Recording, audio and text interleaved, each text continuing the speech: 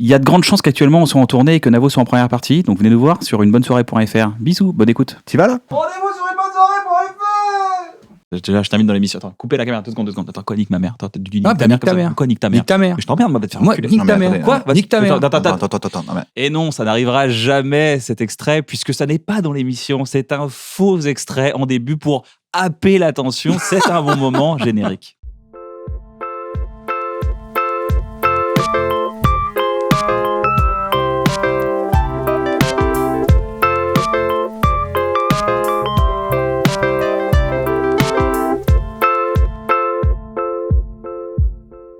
Que non, je suis devenu parano dans le. Est-ce que tu vois, par exemple, on va faire l'émission. Ouais, elle a déjà commencé. Et après l'émission, sur la Ça a carotte. commencé. Ah, on a commencé. Ça a commencé. Je t'ai eu. T'as vu ça? Ah là, Ah, bah, c'est ouais, ça ouais. le vrai talent Ah, journalistique. j'avoue. Tu devrais demander une carte de presse, du coup. Bah ouais. Bah, tu leur montres ça et ils vont te la donner. Bah, c'est vachement bien. Par exemple, là, on va faire l'émission et après, tout le chemin du retour, Est-ce que je vais me refaire l'émission pour savoir si j'ai dit des bêtises, si j'ai bien dit ce que je pensais, si j'ai été agréable avec tout le monde, si j'ai dit bonjour à tout le monde, si j'ai machin, tu vois. Donc en fait, je fais des focus sur des T'as trucs. peur de déconner en fait. Alors qu'avant tu t'en foutais. En fait, j'ai peur de. Ouais, alors après, je pense que c'est pas que je m'en foutais avant, c'est que quand tu bois et tout, enfin, j'étais juste dans un autre mood. Avant, j'étais dans un côté. ça éteignait le dragon en même temps. Cette Ah, voix-là, ça elle n'arrivait éteignait- plus, quoi. ça éteignait le dragon. L'obsession n'était pas là derrière. Ça disons calmait que les obsessions. J'étais dans un truc de je picole, je m'en bats les couilles, tu m'emmerdes, je t'insulte. Voilà, c'est que j'étais dans un délire un peu comme ça. Et puis après, quand tu arrêtes Maintenant, il y a des phrases seulement. quand Un tu billet de arrêtes après phrase, faut de regarder quand ce tu arrêtes qu'on après présente. de boire, quand tu arrêtes de te droguer, tout est beaucoup plus difficile. C'est-à-dire que même quelqu'un qui a pas de problème d'addiction, même quelqu'un qui a pas de problème de drogue, bon, il va quand même aller le samedi ou je sais pas le vendredi ou le jeudi, n'importe quel jour dans la semaine, il va se dire bon bah tiens, j'ai mon moment où quand même je vais aller décompresser, je vais aller picoler un peu et tout. Et n'importe quelle drogue que tu prends t'apporte une espèce de moment, même s'il est fictif, même s'il est pas réel, ça t'apporte un moment de décompression, ça t'apporte ça te shoot, c'est le principe, tu vois, sinon tu bois de l'eau. Lâcher prise, tu veux dire? Ouais, ça t'apporte c'est un lâcher prise artificiel. C'est anxiolytique, c'est un C'est décontractant. anxiolytique. Ah, c'est un dépresseur en même temps, c'est ça qui est compliqué avec l'alcool par exemple, mais ça t'aide. Donc en fait ce que je veux dire c'est que quand tu t'octroies et quand tu t'accordes des moments, que ce soit de manière excessive comme moi ou de manière même un peu festive, bah, tu as quand même des moments où tu sais que tu vas avoir un espèce de truc où tu vas plus penser à tes soucis, ou alors quand tu vas penser à tes soucis ça va plus rien te faire. Quand du matin au soir t'es à l'eau, il n'y a plus ces moments-là. Donc, du coup, forcément, tu fais un peu plus attention à tout, parce que quand tu es un angoissé, parce que quand tu es dans les excès, comme moi j'étais dans les excès, c'est parce que tu as plein de problèmes, tu as plein de démons, tu as plein de machins dans ta tête. Bon. Donc, du coup, tu cumules. Et donc, comme tu sais que tu vas devoir affronter chaque minute de la journée, du matin au soir, avec lucidité, que tu n'as plus rien pour t'évader, bah, tu fais un peu plus gaffe, tu vois, à ce qui pourrait éventuellement t'angoisser dans la journée. C'est plus ça. Je comprends tout à fait. C'est un peu la sursécurité, en fait. Ça devient la sursécurité. Et comme j'étais déjà dans une espèce d'hyper-maîtrise avant, je pense qu'en fait, quand tu te drogues, après, ça dépend des gens. Moi, j'avais déjà un problème de maîtrise. Donc, déjà, je me droguais pour, je pense, me dire, bon, bah, je ressens plus, j'ai une espèce de lâcher-prise. Mais du coup, quand tu bois plus, quand tu prends plus de médicaments, tout ça, bah, du coup, il faut tout maîtriser encore plus. Donc, il y a des choses qui s'améliorent et des choses qui s'accentuent, quoi. C'est compliqué pour toi, mais ça doit détendre ton entourage, du coup.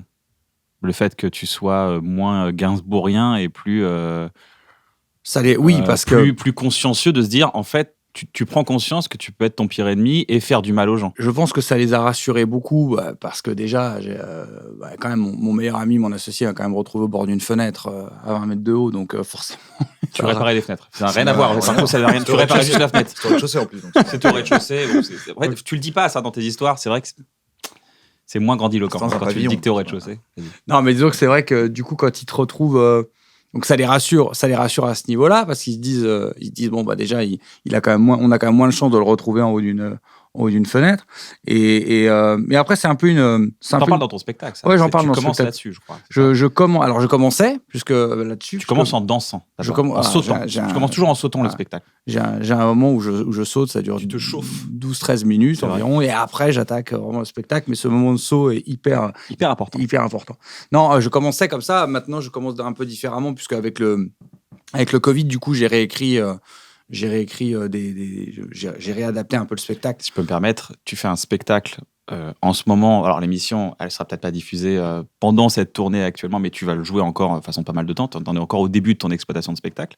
Tu fais un spectacle sur le milieu médical. Ça s'appelle Anesthésie générale. Anesthésie générale. C'est sur le milieu médical. Tu utilises plein de thèmes qui sont un peu. Tu bouscules un peu les idées reçues qu'on a sur le milieu médical, qu'on a tous acceptées depuis des années en mode oui, ça existe, bon, bah, c'est comme ça. Tu bouscules un peu justement les idées établies. Et justement, là, il y a eu t'as commencé, je me rappelle, on était en tournée ensemble, enfin tous les deux. Je disais, t'as vu, il y a un virus, on peut plus. Moi, ma date a été annulée. Ah ouais, toi aussi, machin et tout. Et il y a eu la pandémie, donc forcément, tu peux pas ne pas en parler du Covid. Ah oui, donc là, tu viens de je dire. me souviens effectivement, qu'on avait même fait un petit groupe Entre on Maurice, était- ouais. avec Verino, je Ouais, crois, c'est ça, on était ouais. 3-4 et on se disait putain, moi il m'a annulé la date, moi il m'a annulé, ah ben non, moi c'est bon, je peux jouer.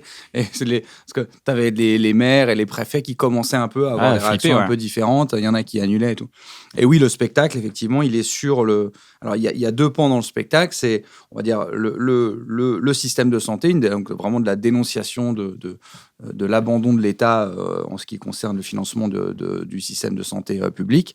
Et puis, un peu comme j'ai fait avec avec 22 pièces à Beyrouth ou Alléluia Bordel. Donc là, c'est très documenté. C'est vraiment, je suis allé dans les urgences, je suis allé rencontrer. Enfin, j'ai fait le même travail un peu que je fais sur tous mes spectacles. Et sur la Vente de santé. pièces à Beyrouth, tu l'as commencé quand? C'est quoi la première date du spectacle? 2015. Voilà. C'est juste pour voir C'était si juste c'est- après le Bataclan. C'était juste après le Ok, Bataclan. voilà, J'ai c'était commencé juste 3 savoir. mois après le Je Bataclan. voulais juste savoir si c'était avant ou pas, parce que sinon tu portes la poisse, mon pote. Mais non, mais C'est c'est jamais un spectacle. C'est à chaque fois qu'il commence un spectacle, après 3 mois après, Mais genre. c'est ça. Ouais. En fait, c'est le cas. C'est-à-dire que c'est terrible. Quand j'ai attaqué le premier spectacle sur la religion, au moment où j'attaque, on a cette espèce de crise communautaire en France où il y a des débats tous les jours de quelles sont la place des communautés religieuses en France et tout, débat sur la burqa, sur les minarets. l'affaire Tu Dieudo. te rappelles, d'un moment donné, c'était important, ça, les minarets. Ouais, mais il y avait un débat énorme. L'affaire Dieudonné, le changement de pape et tout. Enfin, donc j'arrive en plein dans ce merdier-là. Ensuite, j'écris un spectacle sur le terrorisme. Et on arrive pile au moment où il y a Charlie Hebdo, les terrasses, le Bataclan, l'hypercachère et tout. Je suis en plein dedans. Donc moi, j'attaque 3 mois après le Bataclan. Et j'ai écrit un spectacle effectivement sur le terrorisme. Est-ce que tu peux écrire un spectacle où je me fais sucer pour le prochain? C'est bien. Je me fais sucer de ouf. Tu peux faire ça, s'il te plaît? Je peux essayer. Je suis co-auteur, si tu veux, je t'aide et tout. Hein. On l'écrit vite fait. Bah vite fait. déjà, cette vanne me fait rire. Hein. Voilà, tu le fais 2-3 fois. Voilà. Je vais y penser. Ce sera certainement par ma mère, parce que tu sais, je parle beaucoup de ma mère dans les spectacles. Mais si t'es pas contre les vieilles, Moi, je sais pas. Bon, elle est pas si attends, vieille elle est que sur ça. Tinder. elle commence quand Elle est bien même. roulée, elle est bien. Tu peux voir une photo. je veux voir. Et le troisième spectacle, anesthésie générale, donc je fais un spectacle sur la santé, et ça commence Même effectivement.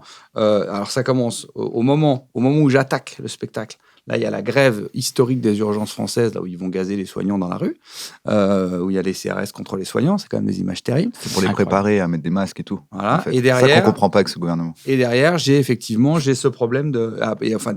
J'ai ce problème. Je pense qu'on est plusieurs en France, de pandémie. C'est fou. T'es le Donc, mec vraiment très auto-centré. Et là, j'ai ce problème de Covid. Ça n'arrive qu'à moi, ce genre de truc. Ah, c'est relou. Compliqué quand même, parce que t'es un des rares artistes à être totalement en Alors, production pardon. toi-même. Juste le deuxième pan, c'est quoi? Je crois que je t'ai Oui, coupé. tu sais, à- ah, pardon, oui, après c'est le vrai. premier Le pan. premier pan. Déjà, je me suis retenu de faire des blagues avec le pan, l'oiseau. Il y a un premier pan sur le système médical. Donc, c'est vraiment un truc très journalistique, comme je fais avant. C'est-à-dire, il y a des recherches, machin. Et c'est vraiment de la dénonciation du système. J'ai vraiment étudié, en fait, comment on est passé du système numéro 1 au monde à devoir, là, en pleine pandémie, donner des sacs poubelles aux soignants parce qu'on n'a plus assez d'argent pour leur filer des surblouses. C'est ça qui est intéressant. Alors, avant, je m'arrêtais avant la pandémie, mais grâce à la pandémie, entre guillemets, Grâce, bah ouais, génial. j'ai pu Non, mais c'est un fournisseur agrandir officiel le d'idées. spectacle. Bien Et sûr. du coup, voilà. Donc, du coup, en fait, ce qui est bien, c'est que toute cette partie qui était sur la santé déjà, finalement, elle fait totalement écho à ce qu'on a vécu. Parce que moi, j'étais déjà en train de dire avant la pandémie, si un jour il y a un gros problème, on ne saura jamais gérer parce que le système de santé français est à l'agonie. Donc là, si tu veux, j'ai eu malheureusement un exemple grandeur nature de ce que je disais déjà dans la première version du spectacle, que tu as vu. Hein. Bien sûr. Tu te rappelles, tu vois, je fais tout le système je fais l'historique D'abord, tu sautes. de la sécurité. Je saute 12 Et minutes. après, tu fais Et la après, brasse. tac, Voilà. j'attaque sur. Donc Il y a ça, 3 c'est pans, le premier au final. pan. Il y a un pan où il saute. Je sais pas comment rebondir à tes vannes sur les pans. Alors je fais comme Pour pourtant, on t'a vu rebondir pendant 12 minutes. Oui, mais c'est pour ça que je fais tout sur le spectacle. Mais après, dans Ouais, la vie, tu rebondir sur les rebondis moins. pans, c'est... Et toute la deuxième partie du spectacle, c'est un travail sur... c'est pour le coup, c'est mon carnet de santé à moi, quoi. Donc, c'est vraiment tout...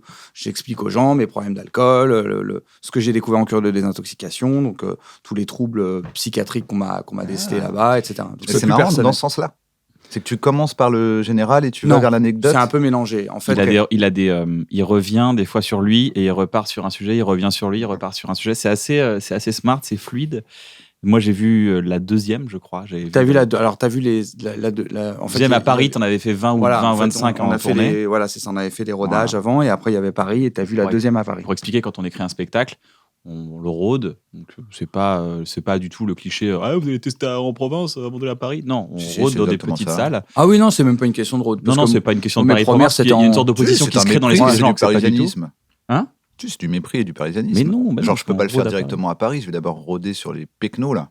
Alors, en Ce fait, qui est marrant, c'est que personnellement, pardon, j'ai déjà j'ai rodé 1 an sur les Parisiens avant de partir en Mais je tournée. te provoquais. Tu m'as provoqué. J'ai répondu à cette provocation. Je n'aurais pas dû. Mais non, je t'ai ouvert justement pour que Ah, tu tu m'as puisses ouvert le clarifier. tapis rouge. Mais pour expliquer, c'est pas on écrit un texte et on est marrant. C'est ça aussi. C'est qu'on a besoin de pratiquer, de moi l'avoir aussi. dans le corps. Moi On a- aussi. Ouais, ah oui, mais oui. moi aussi. Personnellement, je suis encore Voilà. Toi, je très sais débutant. que t'as besoin de. C'est vrai que j'ai besoin de travailler. Non, mais oui, en fait, il y a tout le temps un spectacle. Il a vraiment besoin de mûrir. En fait, toi, t'écris un texte, tu mets le maximum pour que ce soit drôle, et puis après, bah, tu le testes. Surtout, T'es t'écris bien 2 heures et obligé demie, de- toi. Toi, t'écris 2 heures, 3 heures à chaque fois. Donc, Ouais. Alors, en fait, en vrai, j'écris 4 heures, et puis c'est après, ça. je coupe. c'est ça. Parce que donc j'arrive, j'ai 90 pages, je dis c'est un peu long quand même. On fait des lectures, on dit combien ça fait 3h15. Ouais, donc du coup sur scène. Mal au cul les gens, mal au cul à la fin du spectacle. Donc non, en fait, Il y a quelqu'un j'écris- qui pointe, qui dit bon, là, par exemple, c'est pas marrant pendant 8 minutes d'affilée. Peut-être c'est un peu long. Mais Là, c'est- j'ai mal au cul. En plus, c'est vraiment comme ça que ça se passe. Hein. C'est compliqué, hein, parce que en plus, comme tout est Mais surtout que lié. tu pars des idées.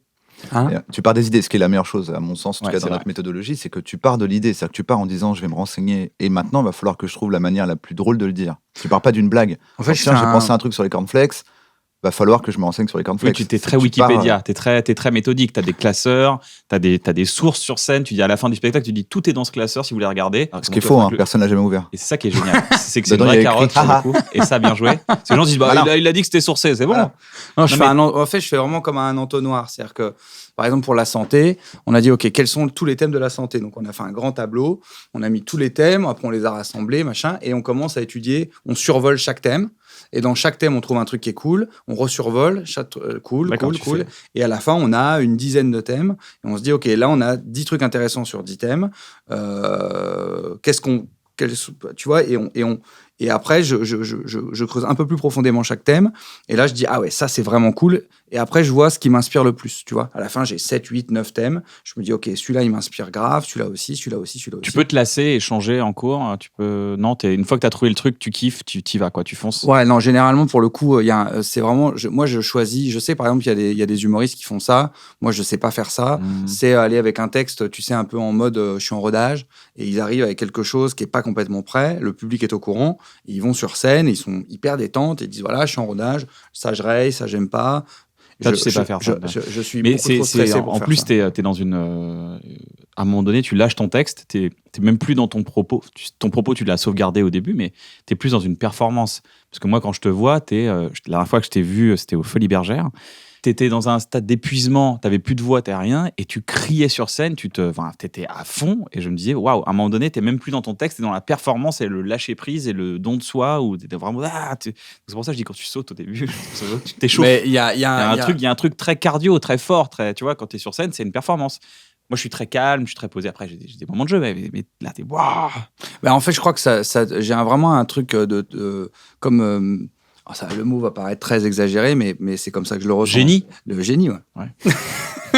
Non, vraiment, il y a vraiment un côté trans. Hein. C'est-à-dire qu'il y a vraiment Ça un se côté. Je ressens plus la fatigue et tout, machin. Je deviens vraiment ouf, tu vois. Ça se voit. Je sens dans ma tête. L'adrénaline. Ouais, j'ai un espèce de shoot d'adrénaline et je sens vraiment que je deviens un peu ouf, tu vois. Tu ressens ça aussi quand tu boxes? Oui, il y a quelque chose qui se rapproche de ça, mais comme j'ai pas vécu, à part plus jeune là, mais j'ai pas vécu de moments de. Je pense que tu ne peux ressentir ça que dans un moment un peu extrême, donc peut-être dans de la compétition j'ai fait de la compétition quand j'étais adolescent, mais j'en ai pas refait depuis en étant adulte. Enfin, j'en ai refait un tout petit peu adulte, mais pas assez pour ressentir ça. Mais je pense que tu ne peux ressentir ces moments-là d'adrénaline que quand tu es au bout du bout du bout. Donc, je pense que quand tu es dans l'extrême de ta pratique ou de ton exercice, là, je pense que tu peux le ressentir. Du coup, est-ce que c'est un peu ta dernière drogue? Ah oui, complètement. Le sport est ça.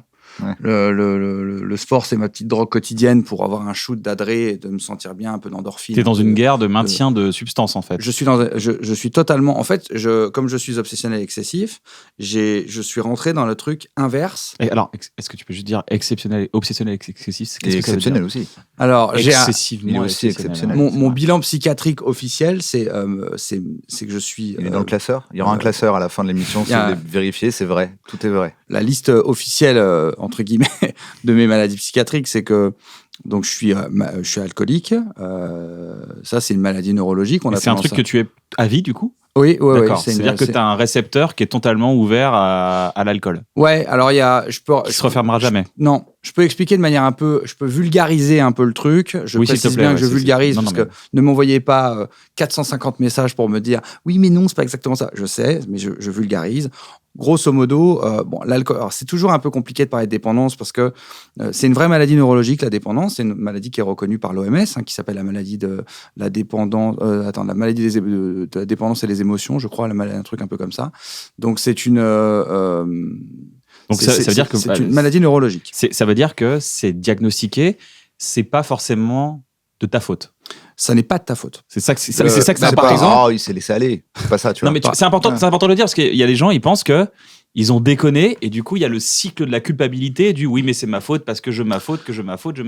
En fait, c'est un peu compliqué parce que je vais essayer d'être clair dans l'explication. Les substances sont addictives en soi. Ouais. Donc, tu peux ne pas avoir de maladie.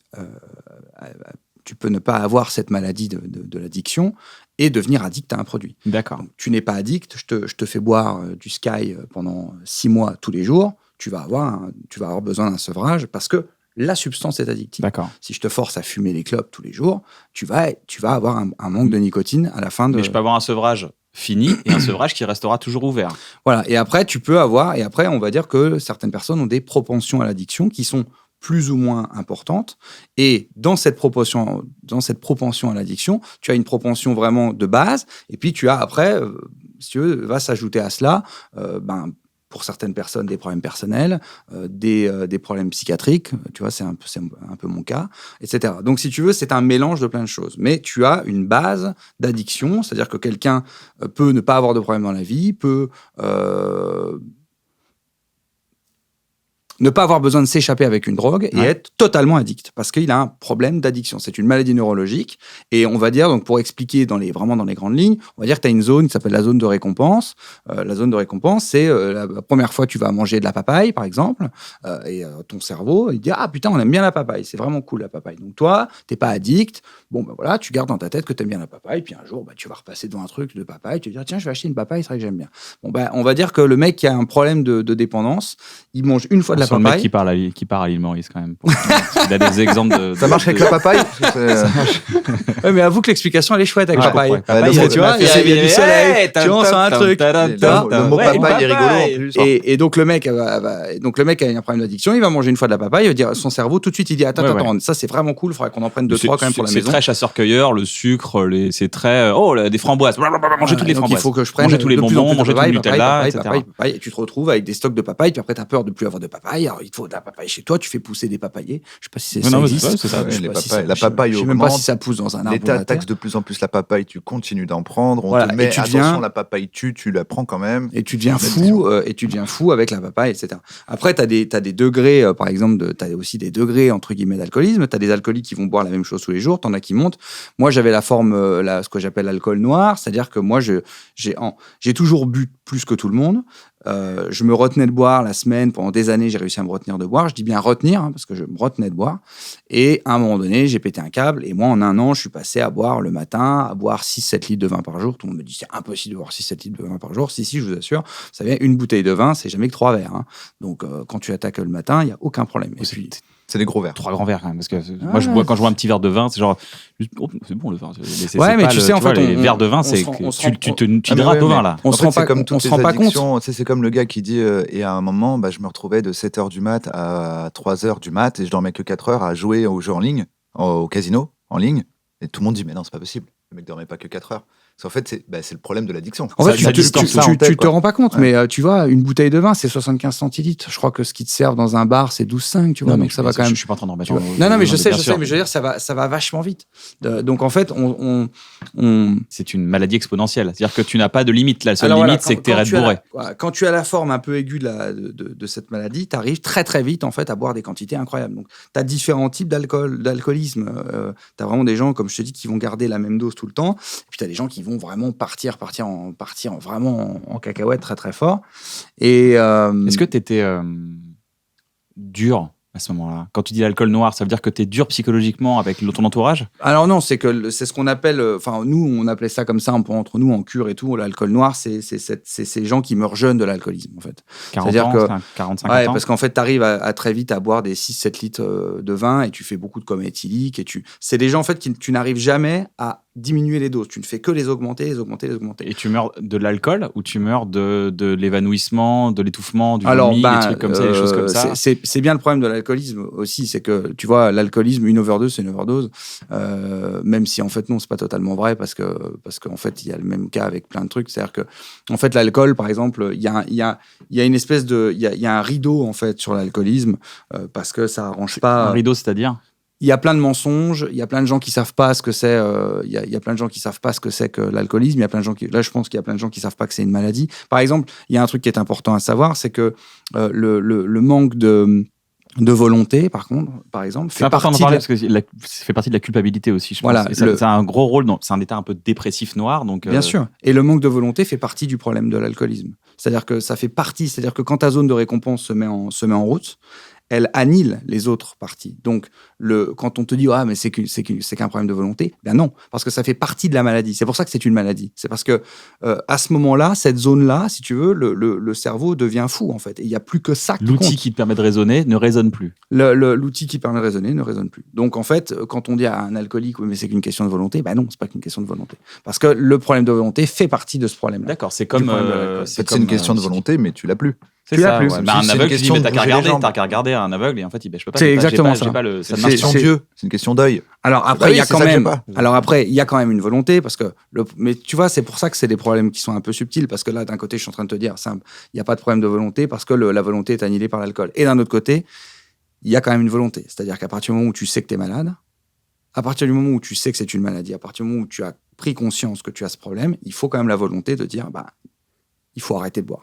Il faut se sevrer et il faut travailler. C'est ce moment que j'aimerais juste zoomer là-dessus. J'ai connu dans mon entourage plusieurs personnes qui justement avaient des problèmes psychologiques, des troubles mentaux, des choses comme ça. Donc c'est pas forcément lié à l'alcool ou plein de choses, ça peut être lié à plein de choses. À quel moment tu te dis là, parce que la première fois on te dit t'es chelou, t'es bizarre, machin, t'es relou,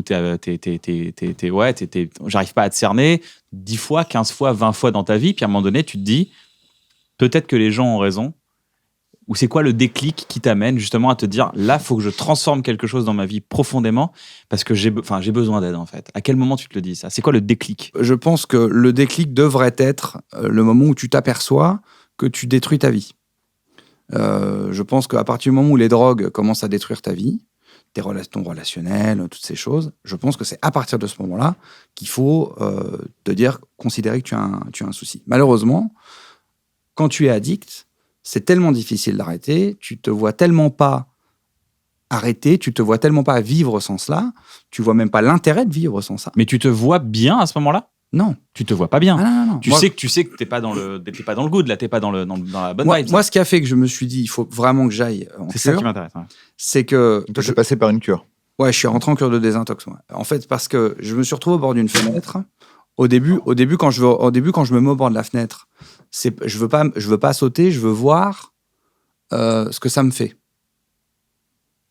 C'est un truc qu'on a tous un peu fait, je pense. On se penche un peu trop, on se dit sauf que moi, je me mets au bord de la fenêtre, sur la corniche. Batman. Donc voilà, je me mets. T'es donc, une gargouille à ce moment-là. Je suis très haut, je suis T'es une une gargouille, gargouille. voilà. Je suis une gargouille, je suis exactement ça. Surtout avec la gueule que je devais avoir à 4h du matin à ce moment-là. Je pense que j'avais vraiment la gueule d'une gargouille. Donc je suis au bord de la fenêtre comme ça, et je me pose comme ça. Alors là, le hasard de la vie fait que mon meilleur ami, parce que c'est ce que je raconte sur scène. Michael. Oui, tu le racontes. Je raconte ça sur scène. Hein. Donc j'étais avec une c'est très drôle comment parce que la réaction qu'il a, elle est folle. Oui, parce qu'en fait, lui, il arrive et bon, après sur scène, j'en rajoute un peu, mais bon, grosso modo, pour faire court, je peux raconter toute l'histoire, mais grosso merdo, il est 4-5 heures du matin, je suis dans un hôtel, machin, je me mets au bord de la fenêtre, je suis tout seul, et puis le hasard fait que Michael va arriver dans la chambre à ce moment-là.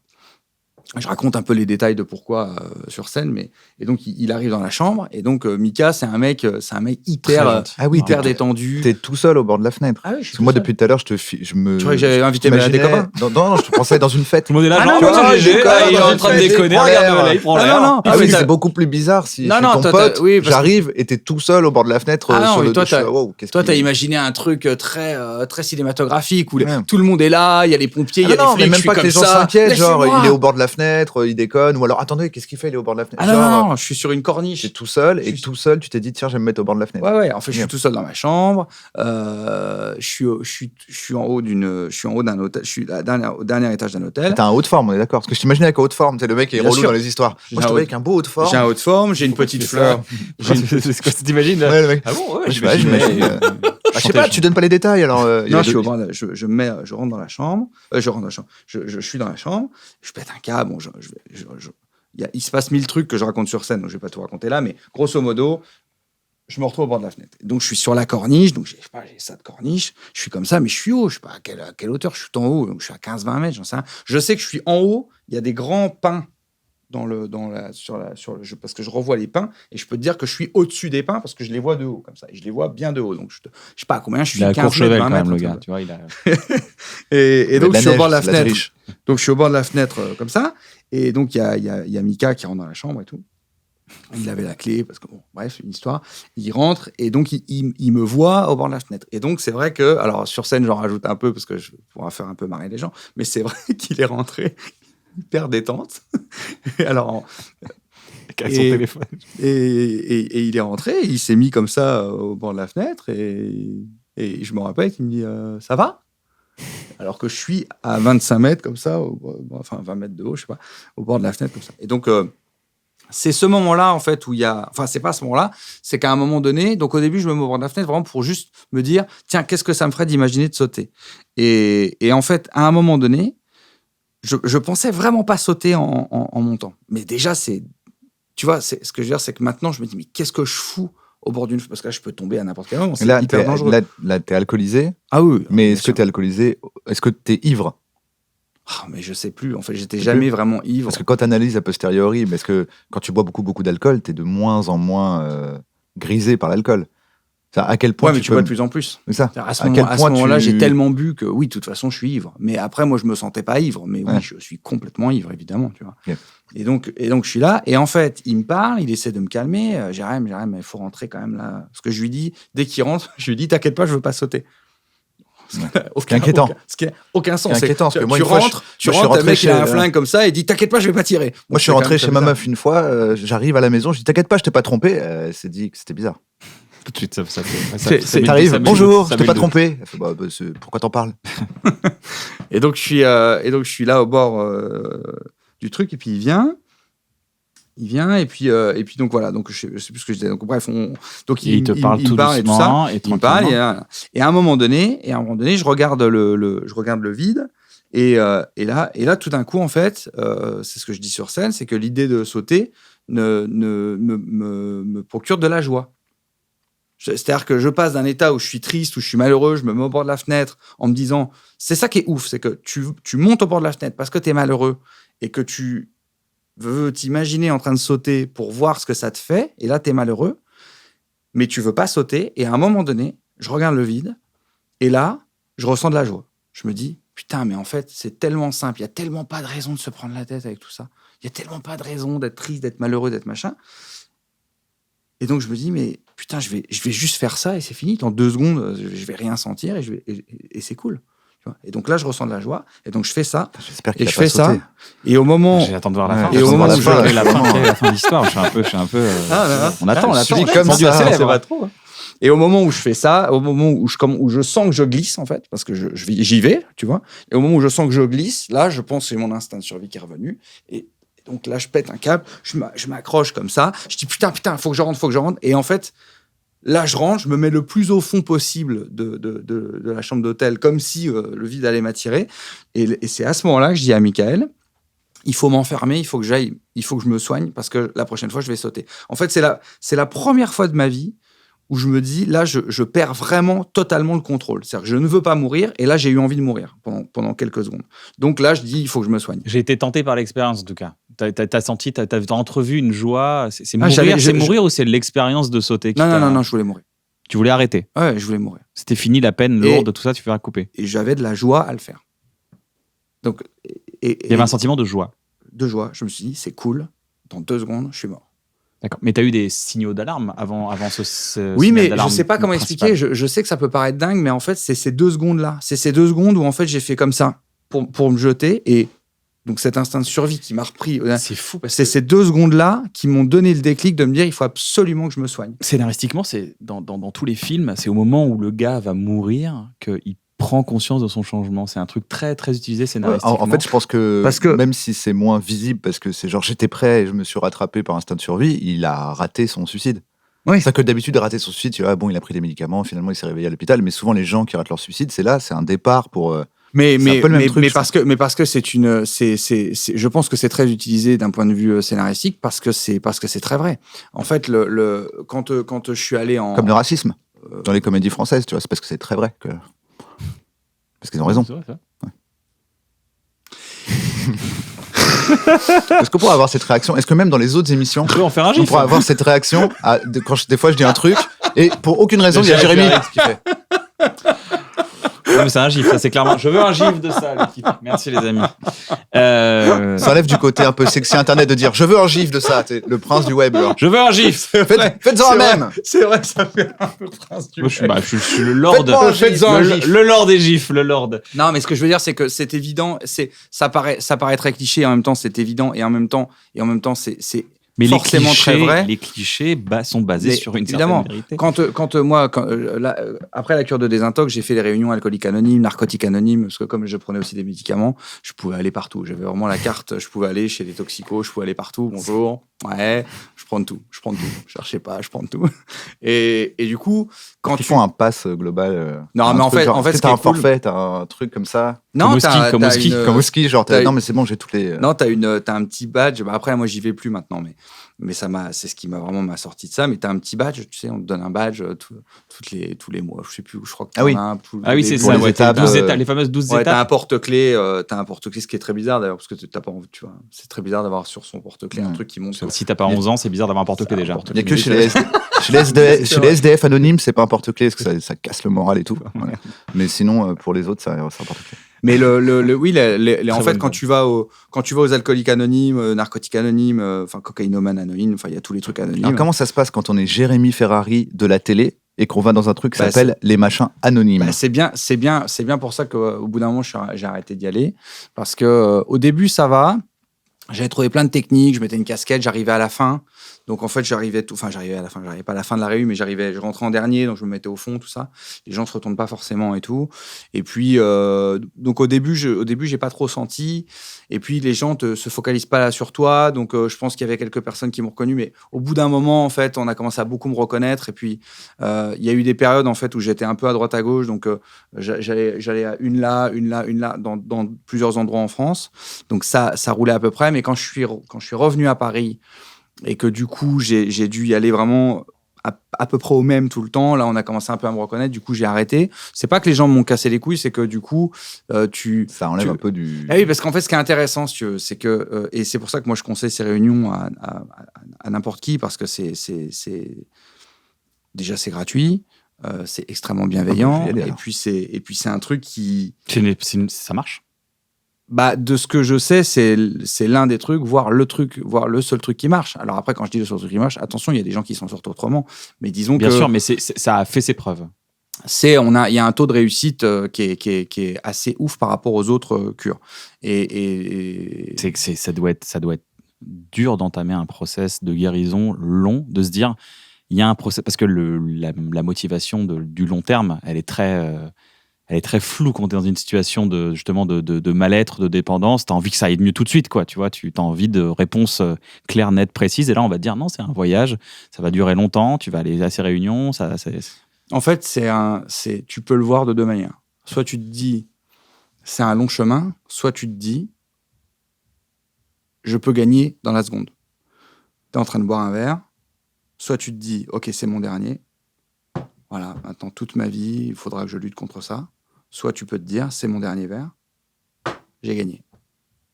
J'ai déjà gagné. C'est toi qui décides de comment tu vois ça.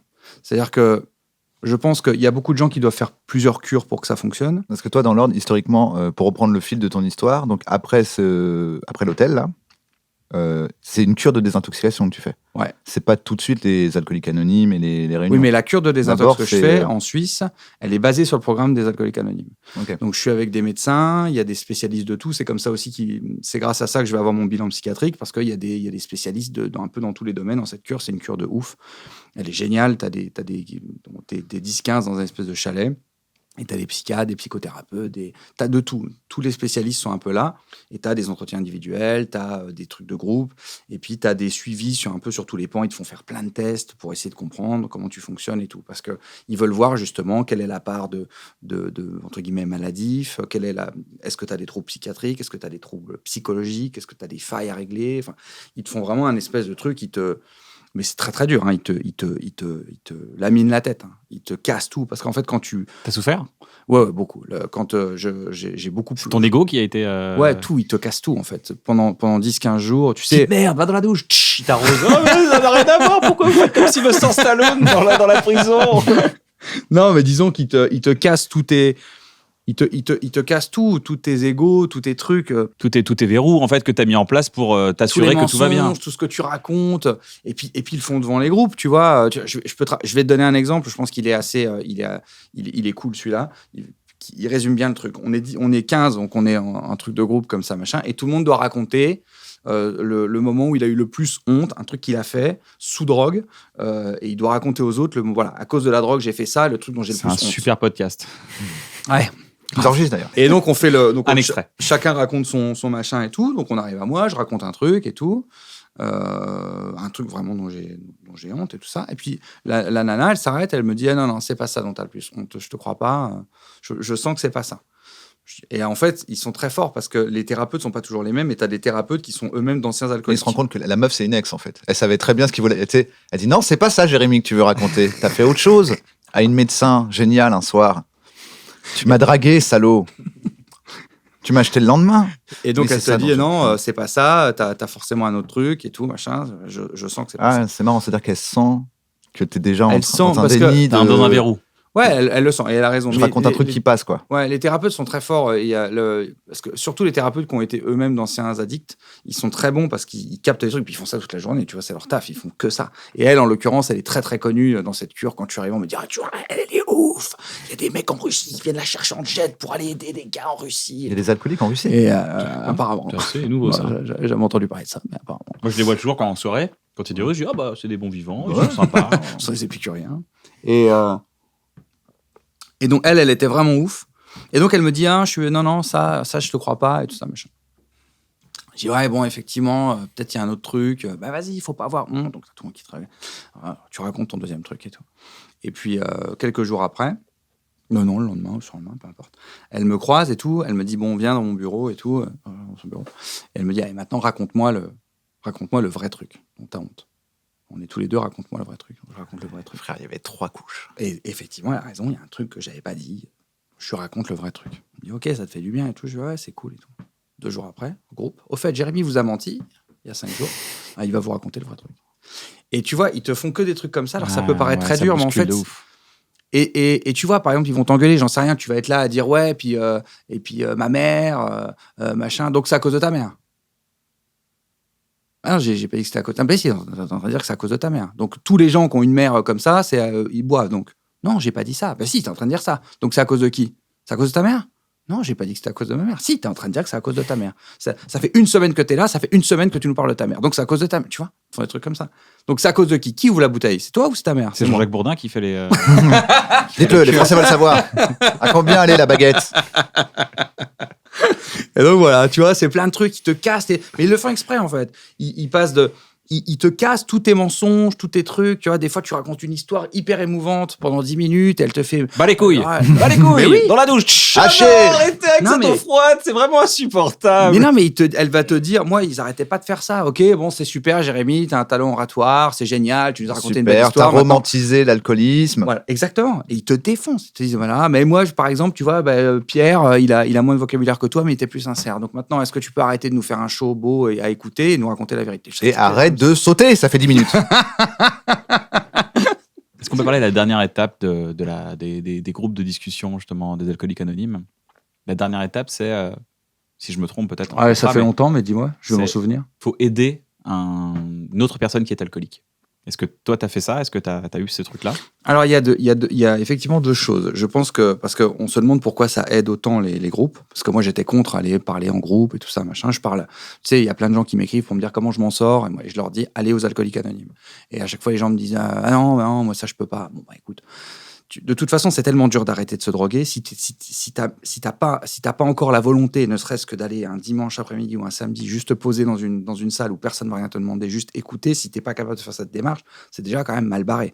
Il faut quand même déjà admettre qu'on a un souci. Ça, c'est la première étape. Comme on va parler de la dernière, autant parler de la première. C'est admettre que j'ai un souci et que je peux pas m'en sortir Mais tout alors, seul. admettre que tu as un souci, ok, mais ça veut dire qu'il y a une forme de déni pendant très longtemps. Ouais, mais Mais il y a plein de gens qui admettent, et c'est une première étape, mais elle est. moi, j'ai admis que j'étais alcoolique. Tu et peux j'ai l'avoir mis plusieurs un fois, an. cette Ouais. cette admission de dire c'est bon, j'ai un problème, et en fait, tu peux l'avoir pendant 4-5 ans. Ce Ouais, problème, moi, ok. moi, j'ai à un moment donné, j'ai dit bon là, je suis alcoolique. Clairement, je suis alcoolique, mais je suis pas prêt à arrêter tout de suite. Et j'ai arrêté 1 an après. D'accord. Tu vois, et il a fallu que et c'est pour ça. D'ailleurs, je rebondis sur ce truc là on dit que c'est un peu très cinématographique. C'est parce que il a fallu ce moment-là, moi, où je sentais que si je continuais à boire, j'allais finir par me jeter par la fenêtre, alors que je voulais pas mourir. Il m'a fallu ce déclic pour dire maintenant, il faut que je me soigne. C'est ton parcours. Je veux rentrer, c'est ton parcours, c'est ta Mhm. manière d'avoir vécu l'alcoolisme. Ouais. Et de vivre l'alcoolisme Mhm. encore aujourd'hui. Enfin, t'es pas l'exemple Non. de, tu vois, parce qu'il y a plein de gens qui sont en quête de solutions. Ça, c'est ton parcours. Ça, Il y a c'est autant mon d'alcoolisme parcours. que d'alcooliques. Évidemment, et il y a autant de, il y a des gens qui se réveillent tôt, il y a des gens qui se réveillent tard, il y a des gens qui ont besoin d'être au fond du fond pour arriver à s'en sortir. C'est malheureusement souvent le cas. La plupart des gens attendent d'être au fond du fond du fond. Le problème, c'est que selon le fond que tu as atteint, tu as cassé plus ou moins de choses. Et il y a des trucs qui sont plus ou moins récupérables. Donc c'est ça le problème. En tout cas, c'est ce que j'ai pu observer autour de moi quand j'étais en cure des intox. Et donc, ce qui aide, c'est que, quelles que soient tes angoisses, toutes tes angoisses résonnent par rapport au contact que tu as avec l'autre. C'est-à-dire, donc moi, je suis obsessionnel compulsif, obsessionnel idéatif, par exemple, ça me crée des flashs dans la tête, des images horribles, des machins, des trucs. Hein. Bon, je peux pas avoir d'image s'il n'y a pas d'autres êtres humains sur cette planète. Tu comprends? C'est que quel que soit ton souci, c'est toujours par rapport aux autres. Donc l'autre est un ennemi, quelles que soient tes angoisses. Que tu aies un schéma psychiatrique relativement classique ou des schémas psychiatriques un peu plus difficiles comme moi, de toute façon, c'est l'interaction sociale, ce sont les autres. L'enfer, c'est les autres. C'est toujours les autres qui font que tu te sens pas bien. Si tu te sens moche, c'est par rapport à quelqu'un. Si tu te sens beau, c'est par rapport à quelqu'un aussi. Enfin, tu vois. Donc, Il t'a un peu montré quand il a dit moche, il m'a et un peu beau, montré quand il a dit beau. et C'est pas mal, je vis pas mal. Je me sens pas forcément beau ou moche. Je me sens vivant. Mais et par pour rapport le à coup, moi, t'es moche, c'est ça qu'il veut dire. C'est Et toujours par rapport à en tout quelqu'un. cas, c'est comme ça qu'effectivement, ça s'est passé de manière un peu instinctive. Donc, c'est toujours par rapport aux autres. Et le fait de te retrouver en face de quelqu'un que tu ne connais pas, qui ne te connaît pas, et qui va t'écouter avec énormément d'empathie, sans jugement, ça t'enlève un poids qui est inexplicable. Et c'est ça qui fait que ces réunions te font du bien. Quand tu ressors d'une réunion, tu es léger et tu n'as plus peur du monde extérieur. Je ne sais pas expliquer comment, je ne sais pas te Ce dire poids, ça pourquoi. se ressent comment, ce poids C'est physiquement? vraiment C'est ça. là. Quand C'est, tu en montes fait, ta poitrine, t'as un poids dans la poitrine. Ouais, j'ai toujours une espèce de boule d'angoisse tout le temps, comme ça, dans la poitrine, mais elle part une fois que tu as parlé avec 35 inconnus. Et je ne sais pas te dire pourquoi. Donc, parler on revient vraiment à un mécanisme de la psychologie, c'est parler, C'est primordial. Il n'y a que ça. Il faut pas avoir honte de son addiction. Et le fait d'aller dans des groupes, tout d'un coup, en plus, c'est génial, les groupes, parce que t'as des clichés, mais c'est drôle, tu vois. Moi, il y a des scènes où t'as un espèce de balèze comme ça, avec une araignée tatouée comme ça, et à côté, il y a une prof d'histoire de 47 ans, propre sur elle, et l'autre, il boit de l'alcool, et l'autre, elle prend de la coke avant ses cours d'histoire. Enfin, c'est surréaliste, les trucs que tu vis. Et t'as la petite prof qui te raconte des trucs de junkie de ouf. Je suis ravi que Madame Merisier soit allée Elle n'existe pas, cette femme. En tout cas, s'imagine. Mais tu vois, je reconnais totalement ma prof des jeux. Mais c'est ça qui est ouf. L'invasion de la Pologne par Hitler. Waouh. Elle a une pêche, elle, le samedi matin, c'est fou. Hein. Et donc, ça aide, le fait de machin. Et j'arrive à la 12e étape, à la dernière. Et donc, tout ça, c'est ça qui fait que ça aide. Et effectivement, quand tu te sens, quand tu commences à avoir pas mal de clean, d'années de clean, moi, ça fait plus de 5 ans que je suis clean.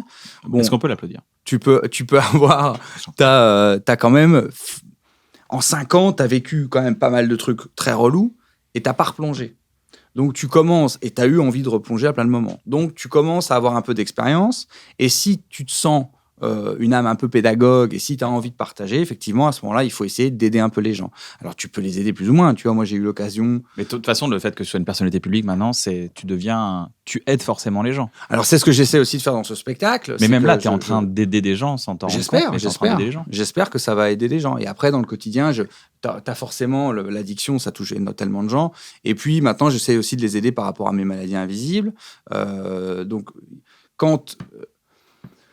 pour te comprendre, il faut étudier. Donc moi, j'ai essayé d'étudier ce que c'était le trouble de l'attention avec hyperactivité. Le souci de maîtrise aussi. Étudier, c'est comprendre, et comprendre, c'est maîtriser. Bien sûr. Donc voilà, c'est ça. Donc j'ai essayé d'étudier mon profil psychiatrique en disant, ok, j'ai ça.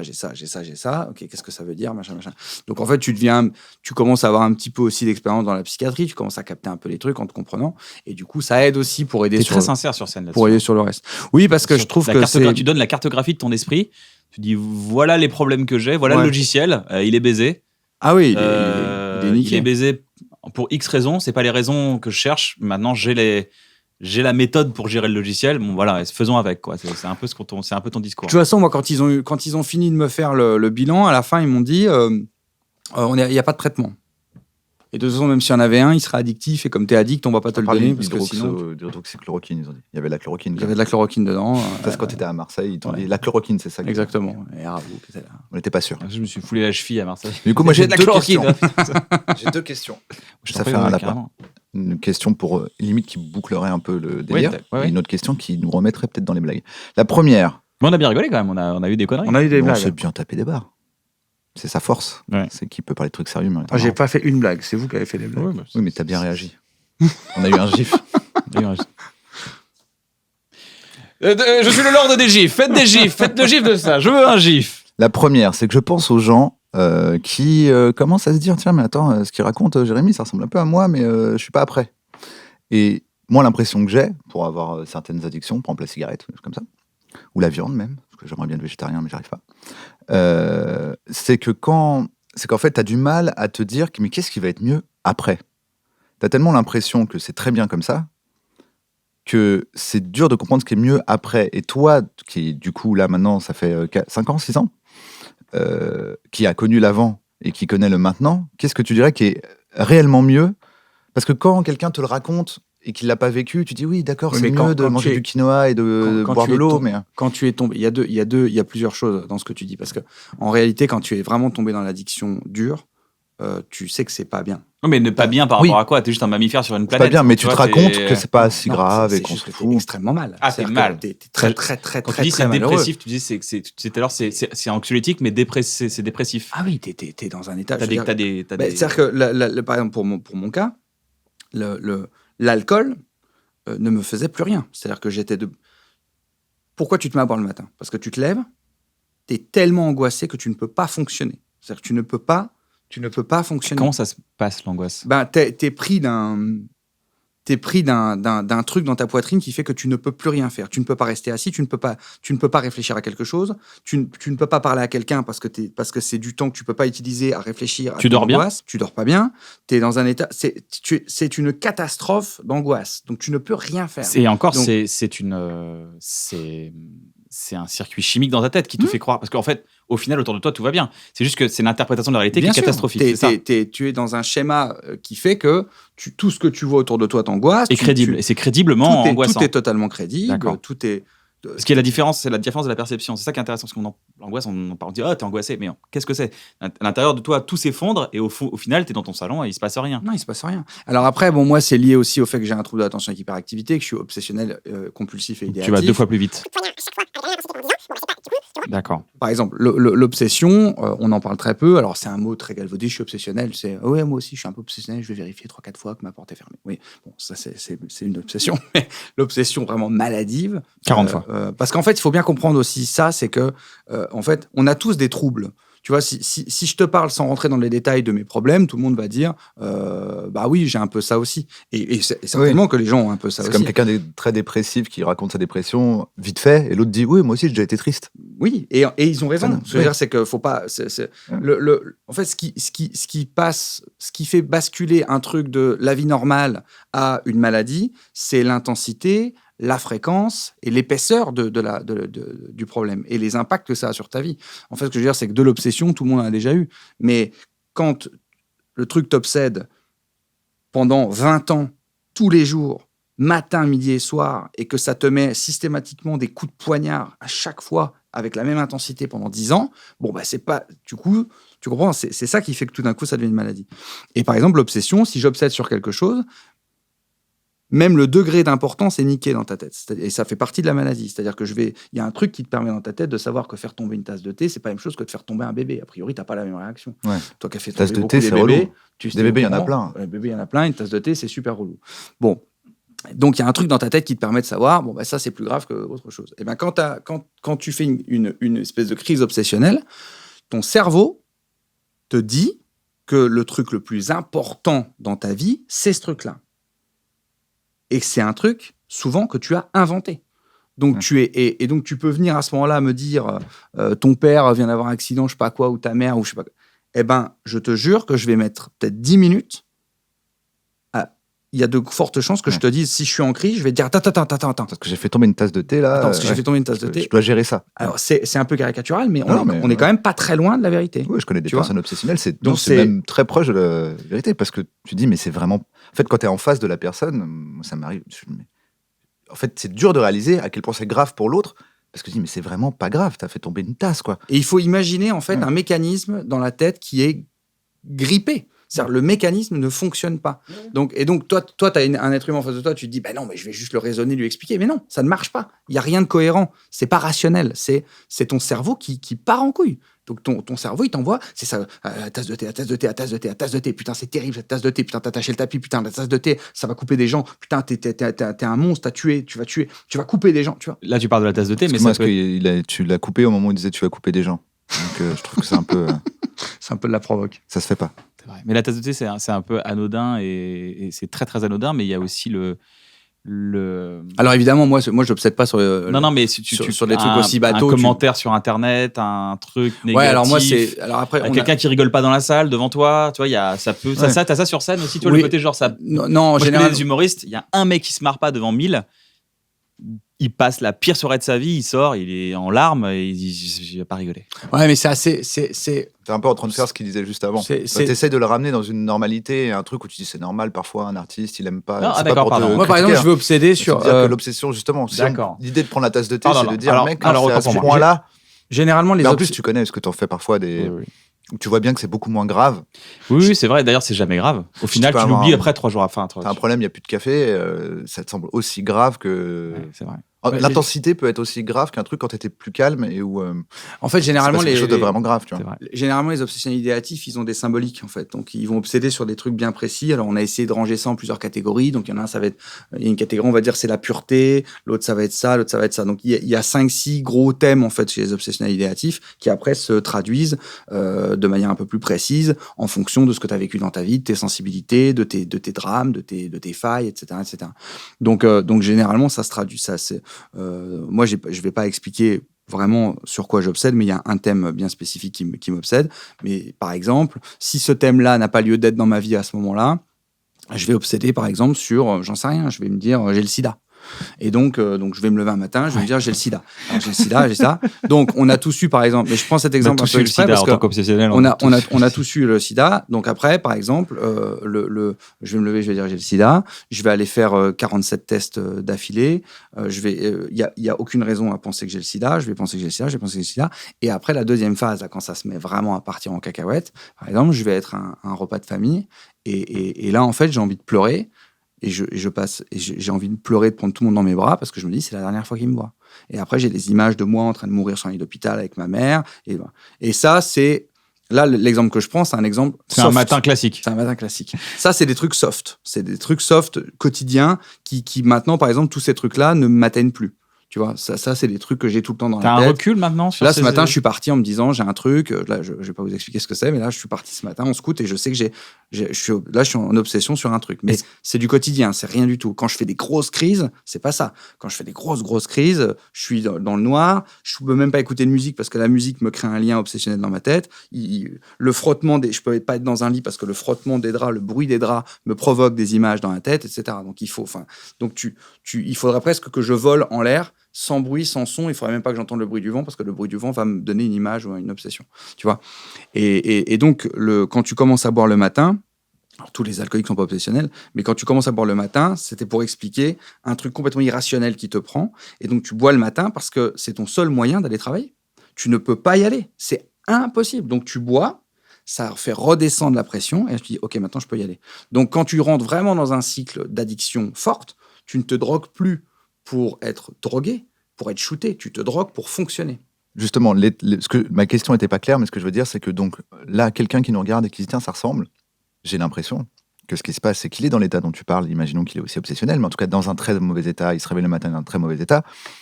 Et l'idée, c'est de te dire, si là, aujourd'hui, je bois pas, si j'arrête de boire, je serai dans cet état tout le temps. Tu vois mon raisonnement? Ouais. Et j'ai l'impression que c'est intéressant d'entendre. Voilà dans quel état tu seras si tu arrives à dépasser l'état où tu bois pour arrêter d'être pas bien. Tu vois. En fait, Qu'est-ce qui est mieux? Parce que là, quand tu le décris, moi, je pourrais me dire, je me mets à la place de quelqu'un qui est en plein dedans, je me dis, mais c'est horrible. Il est en train de dire que maintenant, il a les mêmes obsessions, mais en plus, il boit pas. Bien sûr. Mais du coup, qu'est-ce qu'il y a de mieux? Je comprends ta question, mais c'est très difficile pour moi d'y répondre parce que tu me parles de deux mondes, en fait. Ouais. Il y a un monde qui est l'enfer et l'autre, c'est juste la Terre. Donc, est-ce que la Terre, elle est parfaite? Non, elle n'est pas parfaite. Ah, c'est pas ma question. Justement, pardon, je t'ai encore recoupé. Non, il mais n'y a pas de souci.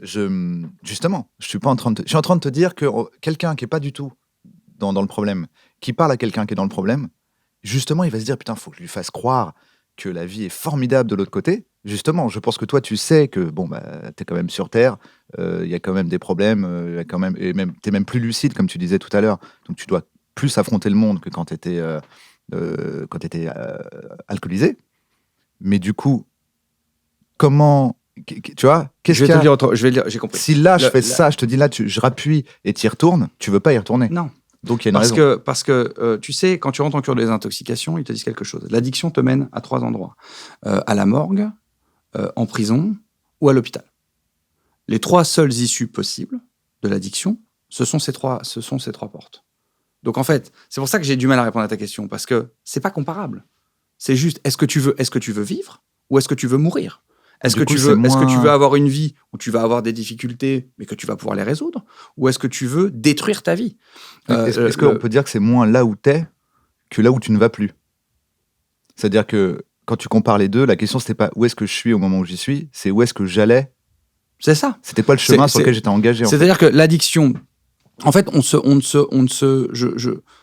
l'addiction détruit la vie des gens. Soit ça détruit ta carrière professionnelle, je ne parle pas d'une carrière artistique, parce que évidemment tout le monde est touché par des problèmes d'addiction. Soit ça détruit tes proches, soit ça détruit ta santé, mais généralement ça détruit les trois. Donc en fait, c'est pas est-ce que la vie est mieux sans ou est-ce que la vie est mieux avec. C'est que avec, il n'y a pas de vie. C'est du chaos. Quand tu bois 6 litres de vin par jour, t'es pas en vie. Il y a rien. Ton rapport avec les gens, il est nul. Nul au sens, il est à zéro, il n'existe pas. Ton rapport avec la santé est à zéro aussi. Ta capacité à réaliser des projets est à zéro aussi. Donc, après, en fonction de ce que tu bois, en fonction de ton degré, en fonction de là où tu es dans ta vie, il y a des gens, par exemple, ils vont se droguer, ils vont arriver à tenir leur carrière, mais à côté, leur vie personnelle va être chaotique, ou la santé va être chaotique. Il y a des gens, ils détruisent tout, mais dans tous les cas, tu n'es pas dans une lucidité. Et ce qui est sûr, c'est que tu es extrêmement malheureux. Parce que les drogues, elles te soulagent au début. C'est vrai, faut dire la vérité. Moi, c'est pour ça aussi que je suis tombé dans l'alcool. Les premiers verres, c'est formidable. C'est un vrai médicament. Et je vais même te dire autre chose. Je ne regrette pas d'avoir bu. Je regrette pas parce que avant de savoir tout ce que j'avais dans la tête, avant de comprendre qui j'étais, j'avais rien d'autre. Et j'avais tellement de problèmes dans la tête que tant qu'on m'avait pas donné les clés et les armes pour m'en sortir, je n'aurais pas pu fonctionner dans ma vie sans ça. Donc moi, je regrette pas d'avoir bu. Je regrette pas d'avoir bu. Je regrette rien de ma vie. Je me dis, voilà, j'ai fait des conneries, j'ai dit des trucs que je regrettais, j'ai fait des choses que je regrettais, que je regrette. C'est très bizarre cet emploi de conjugaison. Mais tant pis. Tu vois, j'aurais préféré que ça se passe autrement, mais ça s'est passé comme ça. Mais je m'en veux pas. Je me dis, tant pis. À ce moment-là, j'avais pas d'autres clés. Moi, j'ai grandi dans un endroit où quand tu parles de psychiatre, c'est parce que t'es ouf. Tu vois, moi, j'ai grandi dans une ville. C'est très 80, 90. Ouais, mais c'est ça, tu vois. Je vais aller chez le psy. Pour moi, c'était dans mon entourage et tout, aller voir un psychiatre, c'était considéré comme fou. C'était très péjoratif. Tu vois, on pensait pas du tout à t'envoyer chez un psychiatre. Donc, ça t'aurait aidé d'aller voir un psy, même quand t'allais un peu mieux à l'adolescence? C'est compliqué parce que je suis allé voir des psychiatres, des psychanalystes et tout. Mais le problème des maladies invisibles, comme l'obsession, etc., c'est qu'elles sont extrêmement mal connues, extrêmement mal comprises, etc. Donc moi, j'ai quand même j'ai eu beaucoup de psychiatres qui me croyaient pas ou qui me disaient oui, c'est l'adolescence. Depuis tout à l'heure, je te crois pas. Hein. Personnellement, tout ce que tu racontes, c'est de la merde. En même temps, je fais pas. C'est pas un sketch, moi je crois que c'est un perso. C'est pas un perso. Pourquoi tu racontes ton spectacle là, Donc t'as beaucoup de trucs comme ça. Donc après il faut trouver le bon psychiatre, tu vois, celui qui va te comprendre. Puis c'est tellement subtil parce que donc encore une fois, essayer des psychiatres, ça c'est important d'essayer. Oui, et puis il faut changer. Si ça va pas, un bon psychiatre, un bon psychanalyste, un bon psychologue, normalement ça doit résonner en toi. Si ça résonne pas, il faut changer. C'est pas grave, tu vois. Tu dois pas. C'est pas à toi de plier ta personnalité ou ta problématique en fonction du diagnostic. On est tous d'accord là-dessus. Ça c'est fou. Tous les gens qui ont eu des psys, veut dire qu'il faut essayer plusieurs psys. Bien sûr, parce que mais après tu peux aussi tomber sur le meilleur pour toi en premier, tu vois. Moi, c'est un psychiatre qui m'a aidé à la sortie de la cure. J'ai dit allez, je retente un psychiatre. Je m'assois dans son bureau. On m'a dit lui il est top et tout. Ouais, ça fait 8 fois que vous nous dites comme les ostéos. C'est un génie. Génial. Lui c'est un génie. Je m'assois en face de lui et je me rappelle, je commence à lui parler un peu de mes problèmes, de mes sensibilités, de mon enfance, de machin. Il m'écoute pas du tout. Il m'écoute pas, il me fait vous vous endormiez en classe? Je dis ouais. Okay. Et je lui parle et tout. Et il me pose que des questions hyper premier degré sur d'autres trucs qui n'ont rien à voir.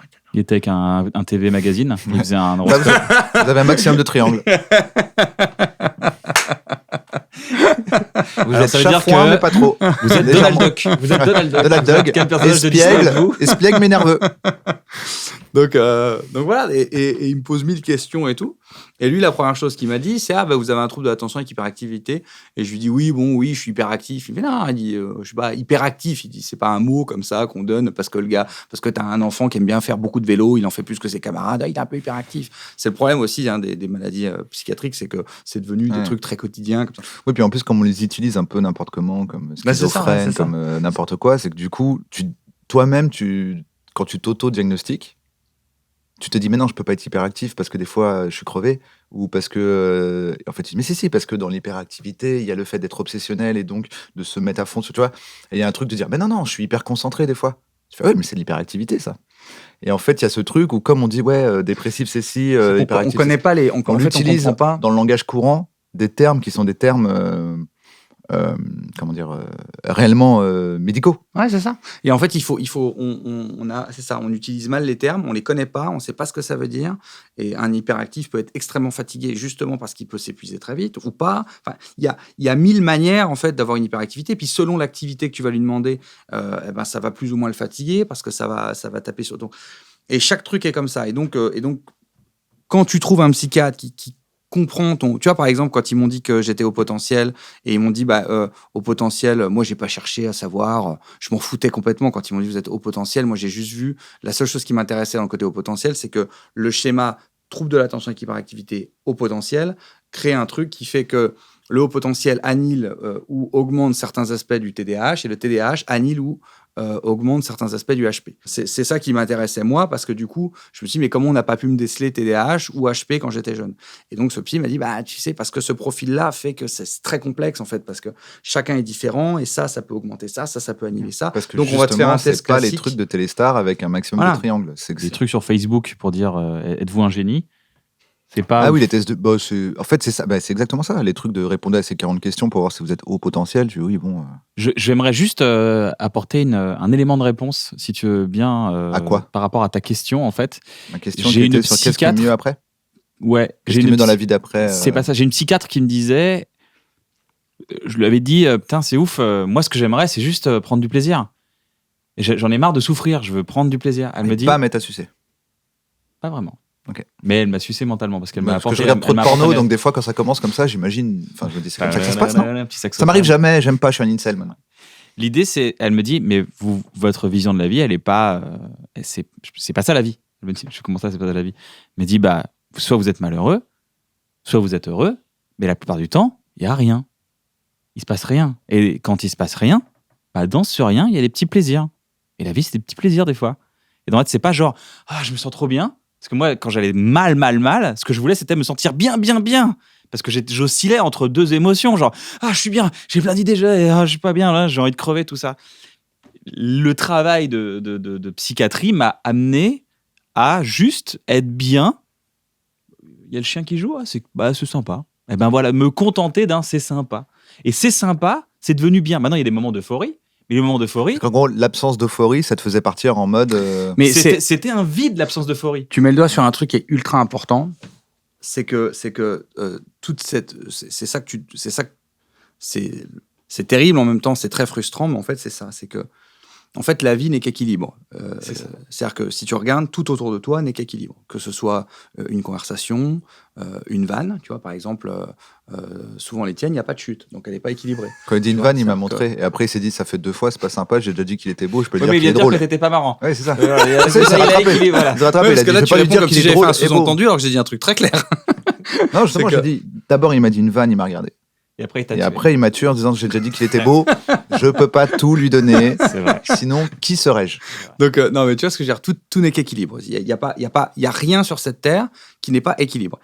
Et en fait, tu t'aperçois que finalement, la règle du jeu dans cette vie, elle est assez simple. C'est qu'il faut respecter l'équilibre. Dès que tu es dans l'extrême de quelque chose, c'est vraiment la règle de la vie. Oui, pour c'est moi, la règle de la vie. Dès que tu es dans les extrêmes, ça ne marche plus. Tu bois trop, ça marche plus. Tu vois, il faut essayer de trouver un équilibre. Et donc, on est effectivement, généralement, dans la recherche de sensations extrêmement puissantes, extrêmement fortes. Et du coup, effectivement, on se parfois en amour, dans le travail, dans les relations avec les gens, on veut du shoot, quoi. Et peut-être que ce qui t'attend après, parce que tu disais, qu'est-ce qui l'attend après, tu vas peut-être moins mal. Je pense au mec ou à la meuf qui est en train de regarder en disant ça ressemble un peu à ma vie, ouais, mais comme je me lève le matin avec une grosse boule dans le ventre et que quand je bois j'ai la sensation que ça va mieux, ça me limite, me donne envie de pleurer et de partir en courant quand on me dit que je vais arrêter de prendre le seul truc qui me fait oublier que je vais pas bien. Non, parce qu'en fait, ce qui se passe, alors je vais être un peu plus. Alors, j'ai pas le truc sur l'alcool, pardon, excuse-moi, j'ai pas le truc sur l'alcool exact, juste ce qui m'a attendu après l'état de mal, je pensais à m'attendre à de l'euphorie. Je prends beaucoup de plaisir à contempler aujourd'hui. Ça se rejoint en fait. C'est que tout à l'heure, Je ne toi, suis disais, plus dans je me suis l'action levé, de la recherche, je suis dans la Je me contemplation. suis levé, j'ai Et pris je ma trouve ça douche, charmant. j'ai joué un peu avec mon chien, j'ai pris mon scooter, j'étais content. En fait, c'est la J'ai vraie marché vie. jusqu'à dans la rue. C'est ça m'a accepter fait la du bien. vraie vie en disant, bah, en fait, c'est cool. C'est pas mal. C'est pas si mal, tu vois. Ouais. Alors que des fois, tu dois quand même lutter. C'est l'équilibre. Bien C'est sûr. quand c'est ta structure mentale et que ton logiciel il est baisé, bah c'est la structure. Et ça, ce qui t'apporte ça, c'est un bon entourage, des gens en qui tu peux avoir confiance, des gens qui t'aiment et des gens qui sont pas intéressés par ta fréquentation, un cadre de vie, une hygiène de vie. Pas intéressé par tes fréquences. Ah, tu veux dire qu'ils te fréquentent pas pour les mauvaises Pas raisons? par intérêt, Ouais. une hygiène de vie que tu crées autour de toi. Tu dis, bah ouais, par exemple, tu parles du sport. Si je fais pas de sport, à un moment donné, le curseur, il va aller. Chewbacca. Il y a Chewbacca qui arrive. Si tu fais pas de sport, Chewbacca arrive. Mais il n'y a pas cette promesse du ça va être vachement mieux. Par contre, il n'y a Ouais. plus d'angoisse. En fait, c'est ça, c'est Tu que. peux vivre sans angoisse, mais sans vivre de l'euphorie. Et puis il y a deux choses. C'est que de toute façon, la première chose à faire, il faut quand même être assez méthodique et ramener des choses à des choses un peu concrètes. Quand tu te drogues, tu ne peux pas ne pas être angoissé. Parce que les drogues sont des dépresseurs. Donc ça génère de l'angoisse et ça t'en provoque de plus en plus. Donc déjà de base, tu ne peux pas, quand tu es dans un état d'addiction, tu ne peux pas être détendu. Ça n'est pas possible. Tu seras détendu après un certain degré de drogue que tu devras augmenter au fur et à mesure du temps. On a compris C'est le l'histoire. piège. Donc déjà, c'est le piège. Après, tu as deux schémas. Soit tu n'es que addict et tu n'as pas, entre guillemets, d'angoisse maladive ou tu n'as pas un schéma psychiatrique fragile. Donc, a priori, si tu te sevres et que tu reprends ta vie en main, c'est-à-dire des trucs de base, hein, être bien entouré, c'est très... On paraît que très- c'est bien, mais c'est- se rendre c'est- compte d'être bien entouré, c'est aussi Ouais, un mais ça fait travail. partie de donc éliminer les gens toxiques, rester avec des gens chouettes, des gens qui te font du bien, reprendre son alimentation en main, boire beaucoup d'eau. Je suis désolé, hein, mais c'est des trucs. C'est Ça peut, basique. je me fous complètement. Les gens disent boire beaucoup d'eau. Bah oui, mais c'est la vérité. Boire beaucoup d'eau, faire du sport et avoir une vie épanouie professionnellement et amoureusement, amicalement, etc. C'est la base de l'être humain. C'est très cliché, mais c'est un fait. Tu es obligé d'avoir ça. Après, si tu as des troubles psychiatriques, par exemple comme moi je peux en avoir, de toute façon, les drogues vont amplifier le phénomène. Donc, Y compris l'alcool. y Quand tu compris dis les l'alcool. drogues, c'est toutes les drogues. Toutes les drogues. Donc, de toute façon, si vous avez des problèmes psychiatriques, les drogues, c'est de l'huile sur le feu. C'est mathématique. Donc, c'est réglé. Donc, déjà, je ne vais pas te promettre que si tu arrêtes de boire, tu n'as plus cette boule dans le ventre. En tout cas, ce que je peux te dire, c'est que plus tu vas boire, plus cette boule, elle va grossir. Et que tu vas te retrouver au bord d'une fenêtre ou je ne sais où. Donc, ça, c'est une certitude. Si tu vas avoir une La chance... gargouille. La gargouille, il faut rester à la gargouille. Si tu veux avoir une chance que cette boule diminue, voire disparaisse, il n'y a qu'en étant clean que tu peux travailler dessus. Moi, je ne comprends pas, par exemple, les médecins généralistes qui prescrivent des antidépresseurs à des gens sans avoir vérifié avant que ces gens avaient juste un système une hygiène de vie bonne. Filer des antidépresseurs à quelqu'un qui boit, pour moi, c'est scandaleux. Je trouve ça scandaleux. Je trouve que les médecins généralistes ont un peu la main lourde sur les antidépresseurs. Tu vois, je trouve ça incroyable. Les antidépresseurs, il y en existe des centaines, peut-être même des milliers. Il faut quand même des notions de psychiatrie que les médecins généralistes n'ont pas. Et moi, je l'ai vu dans mon médecin de ville qui prescrivait des Xanax et des anxiolytiques et des machins. C'était des... T'as une entorse à la cheville, voilà. Et puis prenez des petits Xanax, ça va vous aider à dormir. Je veux dire, on était le mec, il a donné du Xanax. Donc, C'est le dealer de ton quartier. Donc, ce que je veux dire, non, mais vrai, c'est important. Ce que je veux dire, c'est que pour moi, la base, déjà, si t'es pas bien dans ta vie, s'il y a un problème dans ta vie, déjà, est-ce que je dors correctement? Est-ce que je fais du sport? Est-ce que j'ai une bonne hygiène de vie? Est-ce que mon entourage est cool? Est-ce que mon métier me plaît? C'est quand même des trucs très basiques. Si tu vas pas bien dans ta vie, déjà, commence par éliminer les drogues de ta vie, parce que de toute façon, si ton corps ne va pas bien, ton esprit ne peut pas bien aller. Donc, je suis désolé, tout ça peut paraître extrêmement cliché, etc., mais c'est la vérité. Après, je vais pas promettre aux gens qui ont des problèmes addictifs que quand ils vont arrêter, tout va que la vie va être parfaite, parce que ça serait mentir. C'est le début du match. C'est le début du match. Mais ce qui est sûr, c'est que de toute façon, si tu continues de te droguer, tu détruis tout. Donc, ta seule chance de t'en sortir, c'est d'arrêter. Et après... Du coup, cette impression dans l'instant que l'alcool me fait du bien ou que la drogue me fait du bien parce que je me sens pas bien ce matin, c'est fictif. c'est Mais faux. c'est à court terme, c'est mais c'est faux. qu'au début. C'est faux. Et effectivement. Et un jour, tu travailles le matin et tu te fais 2 shoots de vodka ou de whisky et tu ne ressens plus rien. Alors là, et c'est là où tu te retrouves après au bord d'une fenêtre. Parce que là, ça ne te fait plus rien du tout.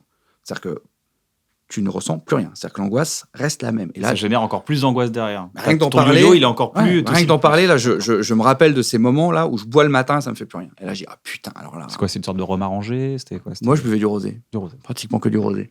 Donc, ce que je veux dire, c'est que il n'y a pas de... En fait, il faut arriver à comprendre, il faut arriver à mettre dans sa tête que la drogue n'est plus une option. Voilà. Je vais pas bien, la drogue n'est plus une option possible. Ça n'est pas une possibilité. C'est très courageux. Non, mais c'est courageux. Mais C'est courageux. t'es obligé de te dire ça dans ta tête. Sinon, si quand t'es pas bien, le rosé, la coke, l'héro, ce que tu veux, reste une option, un jour tu vas y aller. Tu comprends? Tu peux pas passer ta vie. En fait, quand tu rentres en cure de désintoxication, moi, juste avant de rentrer, je suis devant les portes de la cure. Et je m'imagine, j'ai cette vision de moi en haut d'une colline, en train de regarder un paysage magnifique avec un soleil qui se couche. Et je me dis, putain, j'aurais même pas une coupe de champagne ou un petit rosé à ce moment-là. Mais c'est dramatique. C'est de l'association, ça. Oui, c'est l'association. Mais en fait, c'est dramatique. Ça veut dire que tu ne peux pas profiter de ce coucher de soleil, de ce moment, sans alcool. C'est dramatique. C'est-à-dire que tu ne t'es pas imaginé le moment où tu allais hyper mal et où tu as besoin d'un verre. Tu as imaginé un moment qui, en soi, pouvait être parfaitement joyeux et paisible et cool, mais en disant, s'il n'y a pas l'alcool, il va être nul ce moment. Parce que tu veux plus. C'est ce que disait Kian tout à l'heure. C'est qu'en fait, tu recherches toujours l'alcool. Moi, je ne buvais pas que quand j'étais triste, je buvais tout le temps. Et quand j'avais des grands moments de joie, je voulais boire aussi, parce que je voulais ressentir encore plus. C'est vraiment ça, l'addiction. C'est quand tu commences à vouloir augmenter tous les moments de ta vie. C'est en fait, tu veux booster toutes les émotions de ta vie. Donc, quand tu es triste, tu bois, tu vas être encore plus triste. Quand tu es heureux, tu bois, tu vas être encore plus heureux.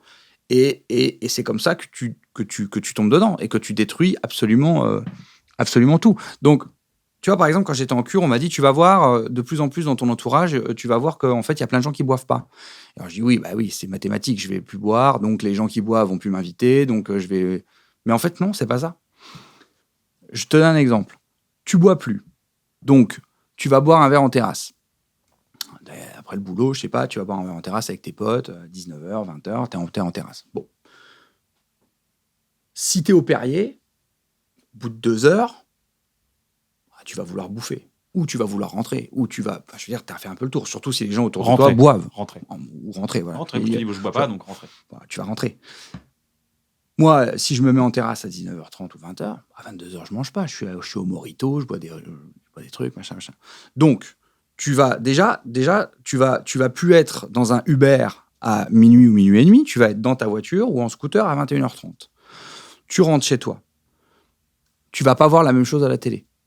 Tu vas pas regarder la même chose. Tu vas pas te lever à la même heure. Donc, ton sport, tu vas pas aller le faire à 11h ou à midi ou à 13h. Tu vas aller le faire à 7h ou 8h parce que tu seras levé. À la salle de sport, tu vas pas croiser les mêmes gens parce que c'est pas un jeudi à 7h du matin, t'as des gens qui vont, par exemple, faire du sport. Je caricature un peu, mais c'est pour qu'on comprenne. À 7h du matin dans une salle de sport un jeudi, t'as des mecs qui, a priori, sont des putains de motivés de la life, qui disent, moi, je commence mon boulot à 9h, à 7h, je suis à la salle de sport pour faire du sport. Donc, les gens que tu vas rencontrer, que tu vas croiser, c'est plus des gens qui ont plus ta manière à toi de vivre. Si tu fais du sport à 13h dans ta salle de sport, tu vas pas rencontrer forcément les mêmes gens.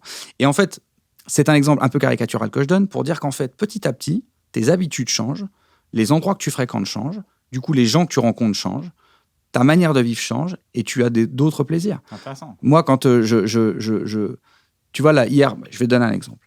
Hier soir, je suis allé courir vers 20h à peu près.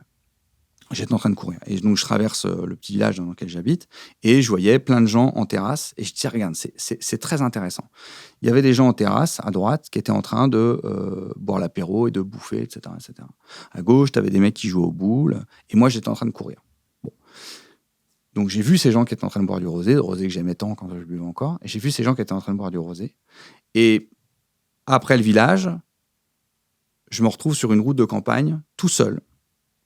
Et tout au bout de la route de campagne, il y a cette espèce de coucher de soleil. En plus, hier, c'était un poil nuageux, mais pas trop, et tout ça. Donc, tu as des espèces de nuages un peu roses, etc., etc. Et donc, je suis en train de courir sur cette route, comme ça. Je suis en train de courir. Il y a une espèce de vent chaud un peu qui arrive, etc. Et à un moment donné, je me sens hyper bien. Il y a une musique dans mes écouteurs qui se met, l'une de mes musiques préférées. Et à un moment donné, ça dure pas longtemps. Les sardines. Les sardines. Et pendant 1 minute 30, je suis là. Et je me dis, putain, j'ai un vent chaud. Je suis en train de courir. Là, j'ai toutes les drogues de mon corps, du sport qui sont en train d'arriver. Et je suis en train de voir ce coucher de soleil. Et je me dis, tu vois, si je buvais encore, je serais là-bas en terrasse en train de boire du rosé. Et je regarderais quoi? Mon verre de rosé. Et là, je suis là. Donc, au fur et à mesure que tu te détaches de tes addictions, tu as des plaisirs qui arrivent, d'autres. le cerveau, il est extrêmement bien fait. Si tu lui enlèves quelque chose en lui disant ça, c'est fini, il va trouver du plaisir ailleurs. Donc, ce que je peux dire aux gens qui ont des addictions, c'est faites confiance faites-vous confiance. Faites confiance à votre cerveau, faites confiance à votre corps. Le cerveau, si tu lui enlèves quelque chose, il finit toujours par le remplacer par autre chose.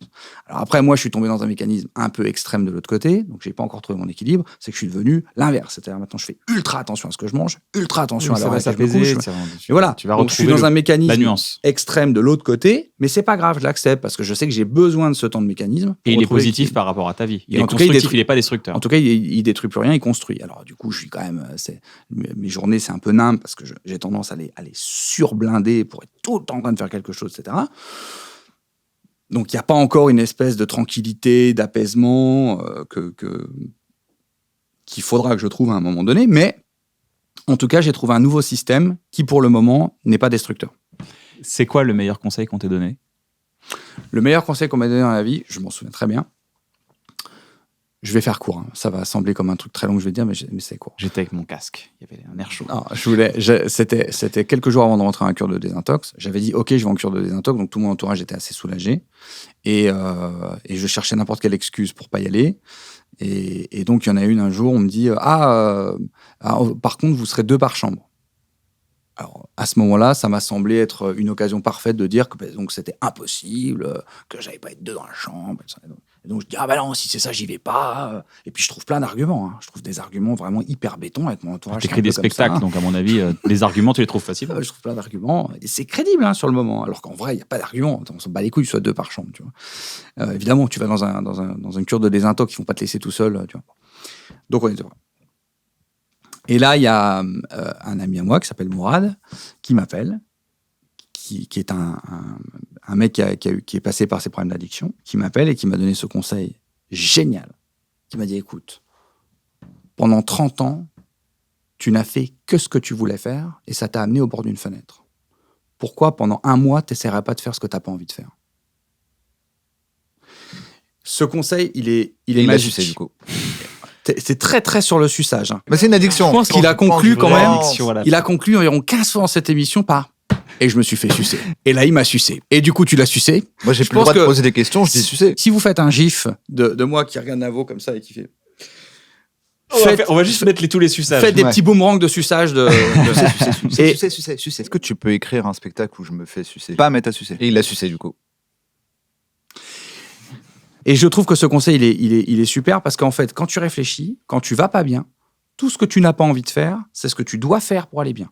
Quand tu vas pas bien, tu as envie de mal manger, tu as envie de parler à personne, tu n'as pas envie de faire de sport. J'allais le dire pour l'entourage, c'est que souvent ton entourage, celui que t'aimes bien, quand par exemple t'es alcoolique ou que tu vas pas bien, c'est celui qui te dit ce qui t'arrange, alors que tes vrais potes, c'est ceux qui te disent le truc qui t'arrange pas. Et c'est un peu la même chose, c'est de dire, putain, il y en a un, vraiment, je vois bien que je l'évite. Parce qu'à chaque fois que je lui parle, il me met face à mes contradictions, il me met... Bah, bien sûr. Et je préfère l'autre là-bas qui me dit, wouh, shot. Bah, bien sûr. Il y a la même chose en toi. On évite toujours... Ce qui est intéressant, c'est que tu as aussi la même chose pour toi-même. Ah, ça mais que t'as dit ton complètement, pote. Et t'as dit, arrête d'écouter tes mauvais conseils puisqu'ils te foutent dans la merde. Bah ouais. Bah en fait, il m'a surtout dit, fais ce que... Mais vraiment, c'est ça, hein, je rediens. Faites ce que vous n'avez pas envie de faire. Souvent, la clé, elle est là. Ouais. Et ce qui est terrible, c'est que du coup, dans ton cerveau, tu as quand même quelque chose pour te dire ce qu'il faut faire. C'est tout ce que tu n'as pas envie de faire. Ouais. Pour aller mieux. Retourne ta boussole, quoi. Ouais. Ta boussole t'indique elle te met le nord au sud. Donc C'est c'est ça. pas si compliqué, va vers le sud. Mais Je l'avais mieux dit, mais c'est ça. Non, c'est mieux. C'est mieux quand moi je l'ai dit. Est-ce que tu peux nous raconter, on va faire une mise en pratique de ton obsession. Est-ce que tu as eu des obsessions pendant l'émission, pendant que tu parlais? Tu as eu des trucs auxquels tu étais bloqué ou tu étais dans le moment, t'étais dans un bon moment présent? Non, j'en ai eu quelques-uns. Tu as eu des trucs comme ça? Tu as eu des merdes? Bah, c'est normal aussi, Qu'est-ce que parce j'ai que dit? genre- Pourquoi j'ai dit ça? Pourquoi j'ai pas dit ça? Tu as eu des analyses, auto-analyses? Bah, il y a 1000 trucs. Là, si je fais une analyse de l'émission, je me dis, bon, putain, j'ai été brouillon. Le fait qu'on n'ait pas donné un vrai départ, ça m'a pas permis de mettre une énergie. Non, d'ailleurs, c'était la plus grande intro de l'émission. Bienvenue dans un bon moment. Je reçois Jérémy Ferrari. Je suis accompagné de Navo. Comment ça va, Navo? Mais ça va super. Ouh, on va faire des blagues. Non, mais ouais, En fait, pendant tout le truc, je fais des. Et souvent, en fait, quand. Oui, tu ouvres des fenêtres, mais t'inquiète, on t'a ramené à chaque fois dans les racines. Mais du coup, souvent même, parfois je me dis, il y a plein de trucs auxquels j'ai pari, j'aurais dû rire parce que je vais passer pour quelqu'un d'antipathique. Mais souvent, je suis comme ça. Souvent, c'est pas drôle, mais souvent, c'est juste parce qu'en fait, je suis en train de me dire, mais alors attends, parce que comme là, il va là-dessus, il faut que je me rappelle de la phrase avec laquelle j'ai terminé pour bien reprendre la phrase. Tu vois. Donc en fait, oui, t'es tout le temps. Souvent, c'est pas T'es drôle. tout le temps. Est-ce qu'on peut conclure par le fait qu'on a eu tous les trois des passages extrêmement compliqués où la vie était à un moment donné remise en cause et que d'être allé chercher un peu, ça va, au final, c'est quand même mieux maintenant. En fait, moi, je rejoins vachement ce qu'a dit Jérémy tout à l'heure, parce que je trouve qu'on l'a pas assez souligné. C'est quand il a dit, je regrette pas d'avoir bu, mais pourquoi ? Tu disais parce qu'à l'époque, avoir un problème, j'avais pas d'outils. limite le conseil qu'on allait te donner si tu te sens pas bien, c'est bon un coup. C'était Bien pas sûr. va voir un psy, soigne-toi. Et je trouve ça hyper intéressant que tu parles des maladies invisibles, parce que je connais pas mal de gens qui en ont, puisque je travaille dans le showbiz déjà. Mais en vrai, en fait, il faut se dire, c'est des vraies maladies. Et je connais très peu de gens, quand ils se cassent la jambe ou quand ils ont un problème au foie, qui disent, je vais chercher un couteau de cuisine, je vais ouvrir, je vais le faire moi-même. Tu vois. Le problème avec les maladies psychologiques, c'est qu'on est persuadé, culturellement, il y a un truc où on pense que, mets-toi un coup de pied au cul si t'es dépressif, etc., que tu peux te soigner tout seul. Et les seuls médicaments qu'on nous donne pour soigner tout seul, c'est des drogues. Bien sûr. Parce qu'on ne peut pas accéder aux médicaments. C'est-à-dire que l'idée qu'on s'est faite des médicaments, c'est qu'ils sont interdits, ils sont sur ordonnance, parce que ce serait dangereux de s'auto-médicamenter. Mais à côté, on te donne de l'alcool parce que c'est aussi récréatif. Il y a des drogues qui sont accessibles, même si elles sont illégales. Et du coup, on s'auto-médicamente en se disant, ça va aller mieux, ça donnait à pêche, tu te sens pas bien, bois ça. Voilà. Moi, j'ai des potes, je fume un truc, je fais, wow, ça me fait tourner la tête. Ils disent, fume celui-là, tu vois, ça va te faire redescendre. Je suis pas sûr. Et puis, il n'y a pas de vrai dosage aussi. L'alcool n'est pas dosé. Un médicament est dosé. C'est ça. Et donc, du coup, pour moi, ça revient, si tu vas pas bien et que tu bois un verre parce que tu vas pas bien, ça revient à avoir mal au genou et dire je vais m'opérer tout seul et vraiment prendre ton couteau et faire ça et dire ça va aller, je suis sûr. Et c'est pas parce que c'est invisible que ça n'a pas d'impact physiquement dans la vie et c'est destructeur. Une maladie mentale, c'est aussi grave qu'une maladie physique. Ça peut être juste un circuit électrique dans ta tête, ça a des impacts physiques. Bien sûr. Ça a des impacts. Tu peux terminer avec une blessure, tu peux terminer avec une blessure sur le très long terme, tu peux détruire ta vie de manière perdre des amis qui étaient importants pour toi, tu peux vraiment c'est pour ça qu'il faut pas sous-estimer. C'est pour ça qu'on disait dans le spectacle, j'ai compris qu'il fallait c'était cool d'aller voir un psy même quand ça va bien. Bien sûr. Parce que c'est le meilleur moyen de pister un peu les trucs. Et on a de la chance, on a un système quand même médical, on peut aller voir des. Non, et puis de toute façon, on va pas se mentir. Tu vois, le problème, c'est qu'on a tendance à, c'est ce que tu disais tout à l'heure, c'est qu'on a tendance à ne se focaliser que sur les émotions extrêmement fortes. Donc, quand tu arrêtes de boire, tu sais, quand tu sors de la cure, ils te disent vous allez traverser un pink cloud. Je dis, ah bon, un pink cloud? Et effectivement, pendant 3 mois après la cure de désintox, tu te sens surhumain. Tu te dis, mais je suis tellement heureux sans drogue, mais comment j'ai pu me droguer? Je suis tellement bien, je suis tellement fort sans drogue. Et ce truc dure 2-3 mois. Tu deviens Louis de Funès. Pendant 3 mois. 3 mois. Selon le personnage du film, il y en a, ils deviennent Villeray. Voilà. Donc pendant 3 mois, t'es dans un truc comme ça, t'es à donf. Et après, ça redescend. Et ils te disent, c'est quand ça redescend que généralement les gens reboivent. C'est là que tous les crétins qui font du développement personnel sur YouTube lancent leur chaîne en général. Voilà. Oh putain, j'ai tout compris, je vais faire une chaîne. Après, ils sont obligés de la tenir avec des abonnés. C'est ça. Donc, quand tu redescends, là, tu ne ressens plus cette joie et cette force, tu ressens juste la vie normale. Et c'est généralement là que tu commences à te dire, ah ouais, mais en fait, c'est pas mieux avant. Mais si, parce qu'en fait, juste un lundi où il s'est rien passé, en fait, tu as été beaucoup plus heureux qu'un lundi où tu as été bourré du matin au soir, où tu as insulté des gens dans la rue, où tu as fait de la merde professionnellement, où tu as envoyé des textos que tu regrettes le mardi matin, où tu te retrouves dans un pu avec quelqu'un que tu connais pas. Enfin, tu vois. Et en fait, c'est ça la différence. C'est qu'il faut pas rechercher des grands moments de machin. C'est juste, tu arrêtes de détruire ta vie. Et puis, il y a du plaisir, comme tu dis, il y a des plaisirs. C'est là où tu commences à devenir stable et tu te dis, ah, putain, en fait, c'est cool. C'est cool. Le moment est sympa. En tout cas, personnellement, je t'ai rencontré il y a plus de 10 ans déjà. Ouais. Je t'avais rencontré plusieurs fois. Tu joues au Temple, tu avais un t-shirt orange. Orange? Tu te rappelles ou pas? T'avais un t-shirt, sur son affiche, tu avais un t-shirt orange. J'avais pas un t-shirt orange. Si, tu avais un t-shirt orange. Bah non. Ou violet. Non. Si, orange ou violet, donc déjà ça part en J'ai toujours eu un t-shirt noir. Des couleurs pas du tout proches. Orange ou violet ou bleu. Les trois couleurs les plus proches. Il y avait une couleur. Tu vas pas T'avais un t-shirt, c'est bon, t'avais un t-shirt. C'est pas ça que je veux dire, c'est qu'à l'époque, je te. Non, mais quand même, c'est orange. Je t'avais rencontré et j'ai commencé à bien m'entendre avec toi le moment où tu avais arrêté tout ça. le moment après, en fait. Parce que j'avais un truc, j'avais du mal à te cerner, j'avais du mal à comprendre ce que tu ressentais. Il y a du mal, quoi. Il y a à l'intérieur, je me dis, hop, je sais pas, j'arrive pas à connecter. Et on a connecté après. Oui, Et c'est là où on a pu construire des rapports, s'appeler, dire ça va, machin, discuter, et puis parler des... Et aussi, je tiens à dire ça aussi, c'est que évidemment que quand tu trouves un équilibre, évidemment que tu te sens mieux de manière générale, tu es beaucoup plus heureux de manière générale. Tes bas sont beaucoup moins bas, tes hauts sont un peu moins hauts, mais tes bas sont beaucoup moins bas. Et encore les hauts, je suis même pas sûr parce que les moments de joie, ça reste des moments de joie. Tu dors mieux, tu manges mieux. Enfin, je veux dire, tout va vachement mieux. Donc, de manière générale, toutes les angoisses sont diminuées par moitié, voire parfois 100%. Il y a des vraies moments de plénitude où tu te sens hyper bien. Et professionnellement, et ça c'est intéressant, et là je m'adresse plutôt aux artistes, etc., c'est pas vrai que tu crées moins bien ou tu es moins prolixe quand tu bois Oui. ou quand tu te drogues. Ça, c'est de la rationalisation à l'état pur. Moi, pardon, mais moi, je suis mort de rire quand je vois des gars nous expliquer que c'est grâce à la drogue qu'ils créent, etc. Il y en a qui vont m'expliquer que si, mais pour moi, je ne vois qu'un drogué qui rationalise. Je vois que ça. En cure de désintox, si tu peux même prendre, t'aurais même pu prendre Gainsbourg, tu l'aurais mis en cure de désintox et il nous explique par A plus B que c'est grâce à l'alcool qu'il crée. Je peux t'assurer que tout le monde dans la salle est mort de rire. Il y a que quand tu vis le truc de l'intérieur, ça n'est pas vrai. Ça n'est pas vrai. Tout ça, ça s'appelle de la rationalisation. Moi, je crois être un bon exemple. C'est vrai que ça n'a pas impacté mon écriture quand je buvais. Je pense avoir écrit des trucs chouettes quand je buvais. Je ne bois plus. Ça fait 5 ans que je bois plus. J'ai jamais autant écrit. Et je crois que je suis maintenant même un peu meilleur. Je suis plus précis dans mes textes. Je suis plus précis dans mon jeu. Je suis plus précis dans mes mises en scène. Et surtout, je crée beaucoup plus. Et t'es plus lucide aussi sur ce que tu fais. C'est-à-dire quand t'es moins bon, t'es lucide. Mais quand t'es meilleur, t'es lucide aussi. J'imagine que t'es plus stable aussi sur la longueur. Parce Bien que sûr, parce que pour les quand tournées, tu te déchires la gueule, il doit y avoir des moments où t'es sur scène, mais t'es pas vraiment là. Ouais, et puis tu vois, les moments de transe dont on parlait, quand tu les vis à jeun, putain, qu'est-ce que c'est puissant. Bon, hein. Alors là, pour le coup, tiens, regarde, Ah, ça, voilà, c'est fort, ça. là, ça, je peux donner un exemple. Ça, tu le ressens 10 fois plus c'est vrai. à jeun. C'est vrai. C'est-à-dire que là, pour le coup, quand je suis sur scène, putain, quand je sors de scène, je suis tellement bien. C'est vrai. Je suis tellement bien. Alors que quand je sortais de scène avant, je sortais, je dis, allez, tiens, je vais boire une bière. Il y a de la bière? Il y a un truc? Tu vois. C'est vrai. En tout cas, merci Gérard. Merci à vous. Est-ce que tu veux recommander un artiste que tu as kiffé récemment?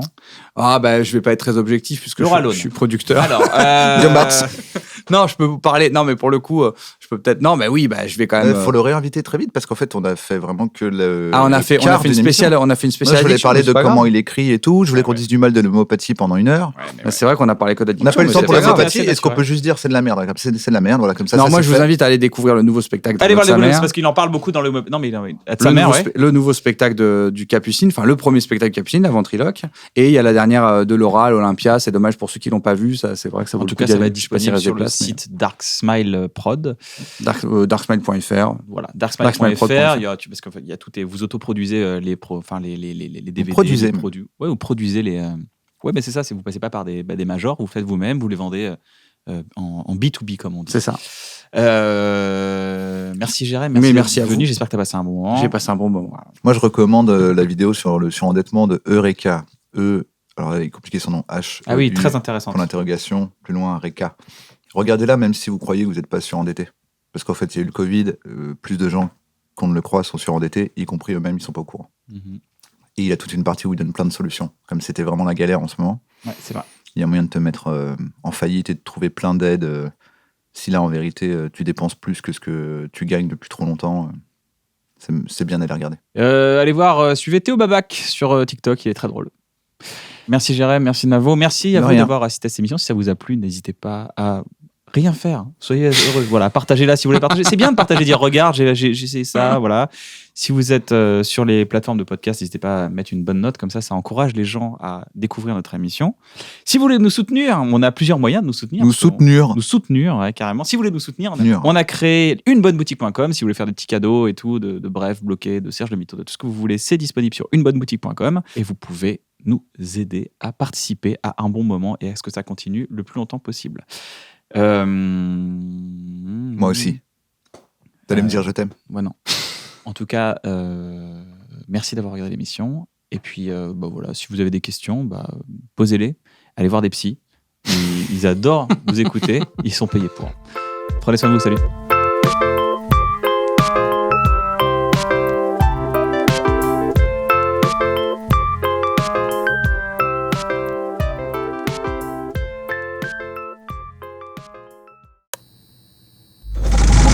C'est pour faire rigoler des gens.